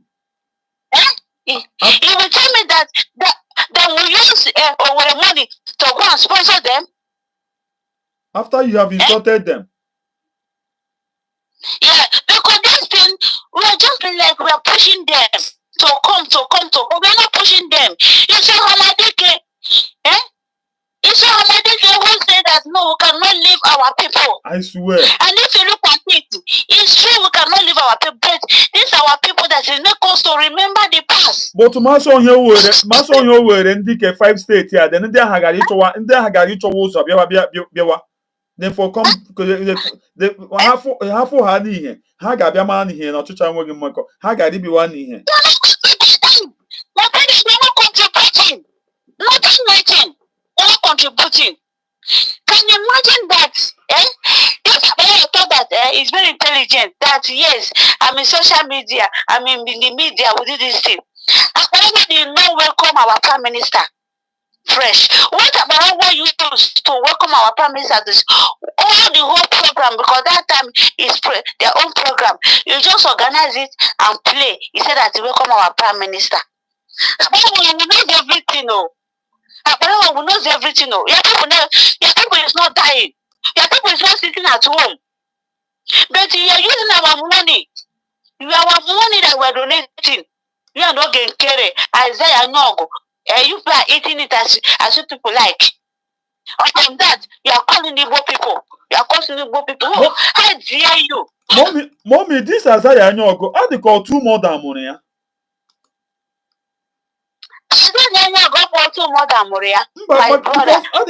Mmaka mụrụ ya kpọọ ya Azaya Anyaogu, then mmaka mụọ ya kpọọ ya Oge Okere. Onye aka ya na-eri ọcha. Onwe ndị ji, to be honest, onwe ndị ji anọda akwụkwọ wee bata obodo oyibo. Onwe ndị wee bata wee seek asylum. Abanaza afa ahụ ji wee seek asylum. Onwe ndị batani oge a na-enye akwụkwọ wericha afa na-ebu afa ha we nweta akwụkwọ bete onye a nwetazi akwụkwọ o jee chenye bete onye bụ 419 abụkwa 4 because majority even mgbe our prime minister na-ekwu okwu so ọ na-apụta data na-ajụ ajụ because of ID card ya so ndị mmadụ a na-ajụ ajụjụ na-asị oke biko na afọ ha abụghị Okereke Okafọ betukọta ga-esi wee mee ya betu na afọ ha ji wee nọ n'obodo ha nọ ọ gwa ha don't worry na ọma because na lawyer ka ọ bụ ya ọma everything so better were that Okereke Okafọ anwa ha ji wee nọ n'ebe ha nọ and everything there so anyị na-eze nọpụta anyị mezichazi obodo anyị ọfụma so onye ọbụla abịaze wepụta ezibezie original name ya so edenyebezie onye ọbụla akwụkwọ so because that time na the whole world recognize ya na our embassy so amend everything so if many people do that ajụjụ ọgbakwa ha ọzọkwa ọ ihe eme nke anya bete onye bụ 419 yes ya na onye ya mere eme mọmi ifuru ihe o mere ọ sị na that message aha nwaanyị ka nwaanyị delivera na ya nwa nwetara dị ozi mana ọ dị gị ka this animal a ga-enweta ozi ya yo hapụ iwere ịgbara speed bebe deliver dị ozi okwe ka nwaanyị pụrụ ụzọ bebe deliver dị ozi. My brother, he defending his own now. He defending his own because money is no more coming again. Defending his own. You understand? Because it's not true. It's not true. Because let me ask you now. You have a business. You're a businessman. You have a business and you have many shops. And you have a manager. And that manager and you have accountant. So you know your manager and you are working with your manager and something that happened on the way and you wrote a letter give to your manager and so after your manager and so your accountant will come and tell your people that say that your organ just called me and said I should tell you this, I should tell you that. Actually, it's not working because someone you know, the last the meeting where they did, someone up and said that he let us know that you are in the cabal, but you will know that you are in the cabal. Someone up knows everything that is going. Someone up handle everything to this our COS, everything. How can someone left where he appointed and be okay? Let me ask you again. Which document as I anyaogu hold? Which document? No one. Only men on ground. Only men on ground. Anyaogu doesn't hold any document. So this thing they're just saying, let you come and be saying it so that the owner will not be quiet. Anyaogu don't hold anything. And the prime minister did not relate to anything to Anyaogu. Okay, look at this first one that he came and said that I'm on the phone for 30 good minutes with our prime minister. And the ex-wife came and the bucket said someone can't call international, he cannot receive international, is his own lawyer, someone lawyer, and the own family there, just like her, that someone can communicate with. You understand? So everybody knows that Anyaogu is a liar for picture of her. You understand? It's a liar. It's only that I'm just sorry that those people that still remain there. But what you will know, my brother, let us say the truth. What you will know that time of like this, not everybody will follow us to Biafra. Many people will backslide. Even someone up and is saying it. Backslide, we should give away. Even our Mandike, he said it. This thing now, we are talking that, you know, you come every morning to debunk them.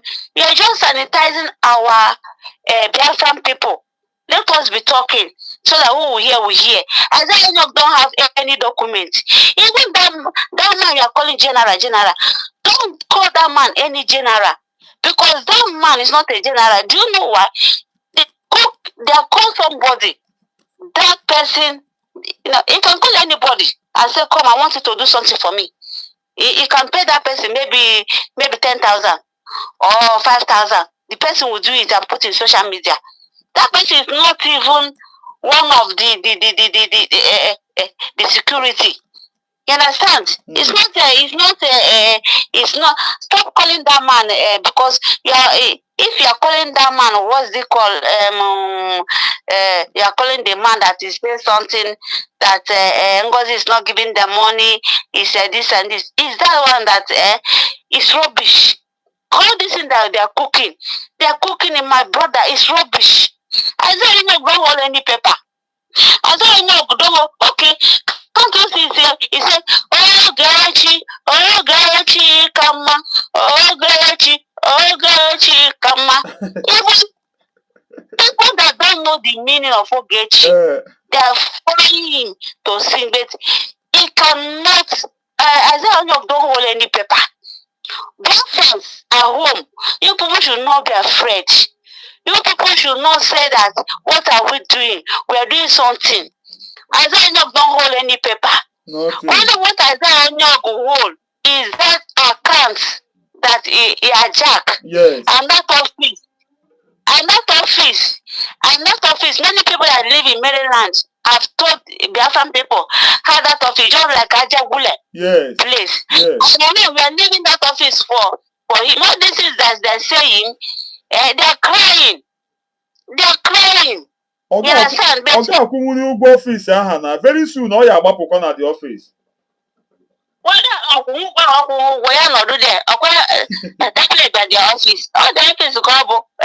Anything I want to do it, we let them do it, but let them not be calling my Ada Ngozi Kam, Ada Dioramam. Let them not be calling them because enough is enough. Yes. Everybody, Ada Dioramam, we love Ada Dioramam. It's not because of that woman. My brother, let me say the truth. Things I can't maybe like this. Yes. Maybe more than like this. Because that woman will that woman will oh God. I'm not going to qualify that woman. Even that domain that domain because if you that home question give me because I know how she have been trying to protect all these things. And I have even many that na Okeke will be my account. Ima pay that video okowari and ekenere Chineke na ndị kpọ ya ni okowari ha. Yes. Ihe mo video ahụ if Ada Dioramam na-agabige nnam if Ada Dioramam na-agabige my brother in agabige many people know na this thing no na our this anagabige ime bụ na nwanyị anaghị ehi ụra ime ihe a na-ezitere ya ime batụrụ nọ n'ime ya you understand anyị ma na yes o nwere ike kwuo okwu ka o tere gaa something ka onye ọbụla si up Ada Dioramam ọ bụ na ọkwa Ada Dioramam nna m ọ bụ na ya na họbata obi gị ya ntị in many things ihe amagabiga like this because Ada Dioramam ịmara many people na-asị na ha na ha bụ omenala na ha na-aga ọfọ nna aka fọ onweghị ha na-akpọ onweghị mfụga but Ada Dioramam na-eme according to ka nna anyị nwata ezi ya ozi and they many things. You understand? Many things. Now, can we go to here mega now, but I like yeah because as berry, but no kapuma. Here me so can the bundi because I know I feel like Jerry. I feel like I find you for anything. Can't school la fere gara. Can't school gara. Oh, idiot. Oh, no, can't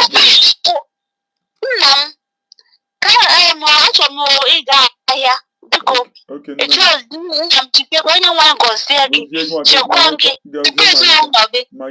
But because a fine girl. Thank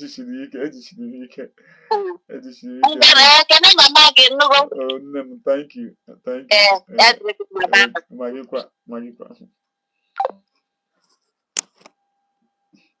Chukwu Okike Abiama. Unu gecha this evil guy. This guy is an evil person. Oh, an evil person. Don't go through to onye akpere. Makine deceive the mother give na. You have not called her to account for all the money that was paid into New Dimension. You have not called her to account for it. $20,000 cash that she took from the Finland Convention Center. You have not called her to account for it. You have not. And then you call yourself a human being. That means you are yet to realize that something has happened to your medulla oblongata. Something has happened to your sense of reasoning. And you have lost it completely. And yet,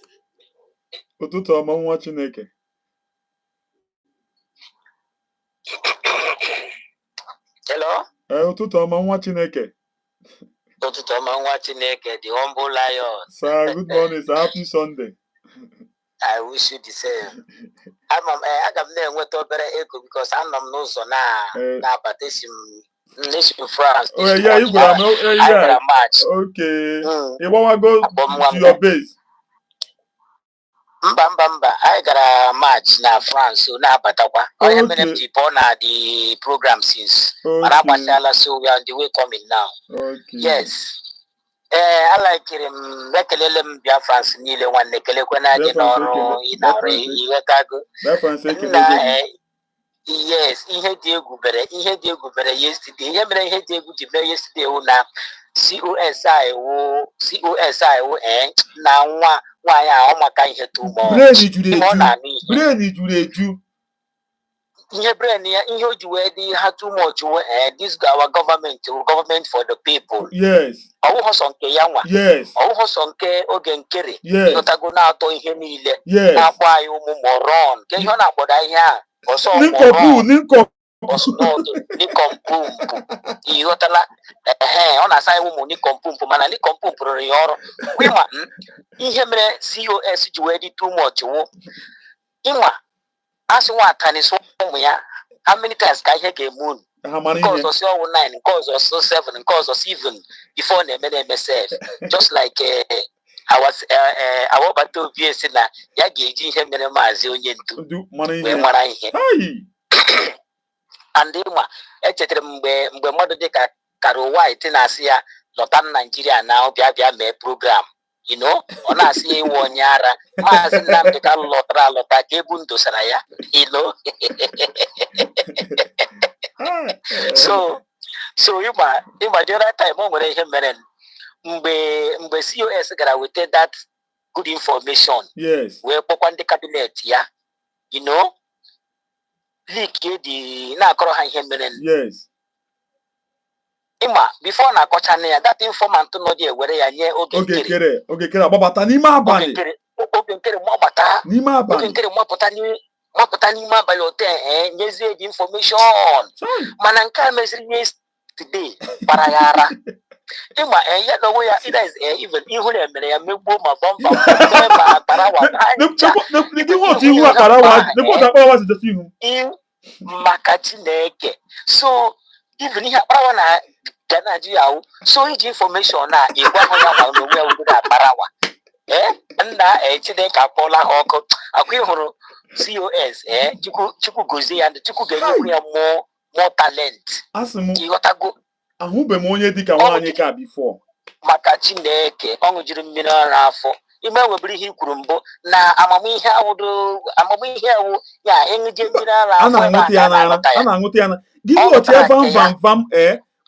vam amụrụ daga anyị n'ụlọ then ajere o wee birikilia ya gawa na Bini ọrụ Bini so ụtọ o siri nwaanyị ya Bini a mụrụ this sakpọrọ wafa this Rafael akụna so ọ na-ere mama put na-eresi this ajere na-enye ha nri mgbe ha na so what she uni she thought be my all those times and when he went and working more from more from so she oto she just no go na go so say okay ọ ga-akpọrọ ma nwa ya oto she then you want to lose ha ndị Igbo si no na ndị Igbo na azaza afọ Igbo ọ maghị na Chiamaka aha ọ kpọrọ ya ọwa afọ a na-akpọ nwaanyị oto she ga-eme mistake ga-akpọwe ya Chiamaka aha always okwu and ịma ile that idiot anya right from ihe atọrọ the first time mgbe DOS bịara bịa gbasashiwa over onye ndu I mean over Simon Ekpe our prime minister ka ị ga-ama na this guy isha dị ya mma. But that guy awụghị mmadụ.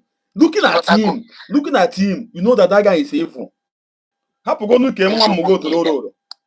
Ana m abịa na nke nwa mmụgo. So and mgbe COS I gara weta that information na and kọrọ ya ndị cabinet that informant nọ n'ime ha mapụta otu ihu you know and ihe sokwe n'ụdịrị akwa Ada dị ọra mma onye nta akụkọ ala Biafra na-ebe Ada bewekwe na kwe nwe onye a na ya ga-akwụkwọ onye ahụ na ya makwa onye na-eme ihe na siwepụkwe and ịma ihe niile akwa ha niile anyị bere gbakwara COS ntị just like mgbe anyị si ya agakwala interview Dr. Damage and ya na onwe ya bịakwara bịa ghọta ịma ọ nwetara information na jiji ya naanị ya enwede onye ọ gwara pụtazie on air ịma ihe ahụ a very good information okwu ya on air everywhere gbaka ọgbakwa ahụ ka nkere nere ya o nkere adịghị otu ihu because adịghị ekwe ya ha na watchkwa fundraising anyị mgbe ọ nụziri ya nke ahụ ka o jizi so na even ihe a o kwuru now ọ sị ihe a o kwuru now na ya anụgole ya na onye ọbụla my brother n'oge ekere oge ekere bụ onye ga-anụ uhie ọ ga-abịa ikwu ya I swear ịghọtago na even na ihe o kwuru na ya anụgole ya oge nkere ga-anụ this kind of good information ọ gaghị amapụta bịa kwuo ya ka ga-enyekwu ya more money. Oh, merci, eh? All right. Okay. You got to go. Oge nkere onye ga-ana information ikote. Oge nkere onye ga-ana information ikote a. Ọ gaghị ekwusi na lekwe na ihe mere. You know? Yeah. So ya bịa uri ya. Ihu na-emegburi ha megbu ma ya nwa ma ndị otu ya ma niile ha na-eso. Oh ya mere that guy ji be were iwe si ya na ike agwụna na ọ dịgo tired that he will back down. Ọkwa ndị nọ na X even na X ka ha bidoro ụzọ gbawagodu mba ndị X. Aka m na the fundraising enwere ihe akpọrọ that guy echefuna m afa that guy ya. Temecheta aha ya amụ m that guy. Ọwa ncha nọ mgbe mbụ na ana even na ihe na X ka ha bugodo ụzọ gbawa ha mmadụ ihe ọ na-eme na sị ya shi ebe ahụ pụọ na anwụ you know so ya bịa kwuwe that thing you know and another thing mighty dot. Thank you Auntie Helen, God bless you Tina. Oh yeah, almighty dot you gotta go because always in ha gotaga. I swear that information na barahara my brother authentic information you know and you crote COS should drop and evidence when you open na this war social media gas stop na man the men man I don't let them now why ni kompum ndara mana ike ya digo diche ebe mwa na achi ga na awu ebe akparawa no aya gida agba akparawa nkiti akparawa just no where everybody na nonsense because all akwala Igbos owa hincha yes na yes so and we are the one feeding him in na mbo loku hala that thing okpariala the whole nation the whole God bless you you know and I'm happy one man onye be ha kporo na ka Ada dị ọra mma yes onye mommy Ngozi kwuru na exactly rugodu so na enye ya one even the man ji asụsụ be ha when you that warning. Josie Rurianti, all can honor ya Josie Gerianto, and from now, Osi Geris way and yes, because this guy now, or just no one know about Hono, who feel no metea. Come on, he will a woman wonder how Hanos dear, no dear, or now paring deep. My brother, you know, if you don't bring money, if you say you no go contribute until a prime minister come out, they will finish with people from village. You must do to na the beha, or when he never there. Hana he sit at home. For where? And we or no government there. And we the manahache, ya the way he na here, no money. Oh, him no money. Now these people have my brother from the teen, Anya Mina Abam. I have your Hachoki Monyo. Even I checked them, yes, so I checked them 1991 Rea Bonki, Nakano, when and Damerea, far back. Now one hatch of the day, even Hachoki my Binu, my Yoruba, even Yoruba on the Hakara swap on an house of Yoruba who go born and I want to defend the Yoruba to God. Because Yoruba be feeling no Muslim and the Christian, no Shahan go Nanda Tatran the Yoruba Nilan a Pueblo, Imubu, now swap. Now, so how about Tawashi?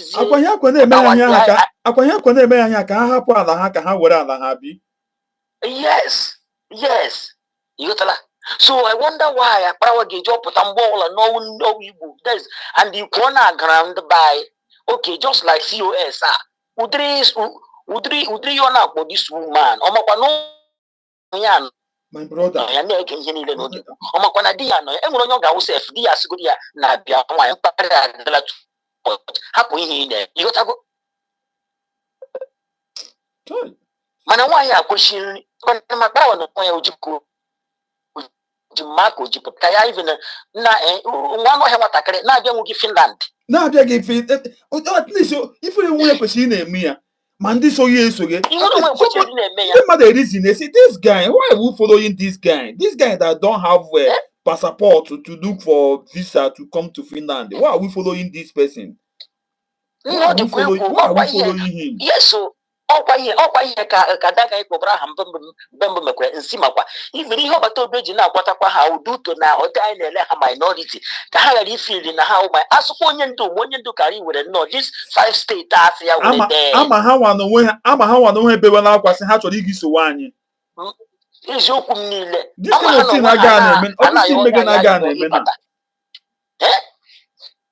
exactly ihe this guy mege wụkwa ihe nsima mege ọkwa ihe ka nsima mere ihe ọkwa ihe nsima mere mgbe sima gbakwuru neri ha na-eme idu o sokwa ha eme idu mgbe ahụ ị na-agwa m agwa useless local boy. If you have date your boy, ihe na-ewute m owu ọ nọrọ die ya na-akpọ Igbos na-akpọ even filie na even onye enwekwe even ọda atụ ego nothing just no nọrọ na social media die ya na-akpọ Igbos vam ha na-akwara ya aka sister Betty nọrọ die filie na ha na ha so legodo ihe mere na fundraising yesterday enwedo ya nọ dị akụkọ ka ha nọ die na-akọ maka Chineke nna msokwa na abagide amaga lele ihe a na-eme so story ngozi ọgwụla just nothing. So look at these people mananda anọkwa those atukwana m ekpokwa those our mothers gbara around do ha niile m onye m one by one and agbam ha they know me only ha ka onye ka prime minister from evangelist and onye ha niile na-akpọ m achọ m ikpọ ha n'iyi my problem and our problem now ga what this stupid small boy who vam akparawa go do vam ke ha ngadi ihe ọ na-eme because he declare ya yotago achọkwa anya ha ya anya fa ha ya bush because I may bush mana this guy who akparawa ga akwụsị I got nonsense mpari ọ na-enya yes ofilu kwesa na ya so why ga akwụsị ya mpari ọ na-enya ya dai bụ bota iji sa akwụsị yes akparawa I know you dey hear wallahi Allah he's hearing sai mu cikuto ban buru ubonku jama gaskiya fa kaji fa yanzu ai ke dukkan nonsense a hichoro because the moment they na gbon Igbo all everybody can na gbon ya yes ihe akwa woni ka anyị na-enye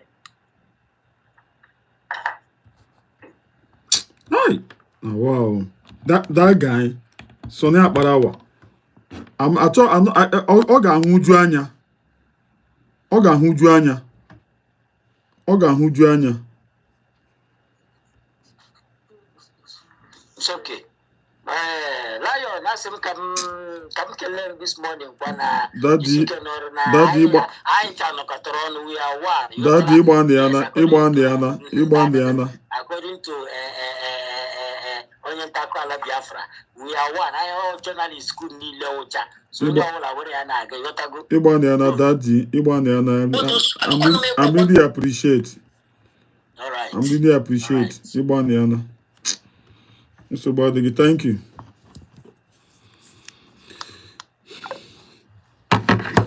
Dear friends, thank you so much. All my viewers, all my commenters, my good wishers, and my enemies, everybody, I thank you all. My phone is down. Come charge. Equal to more respect. Mommy, go see. None of my happy Sunday. Bye bye.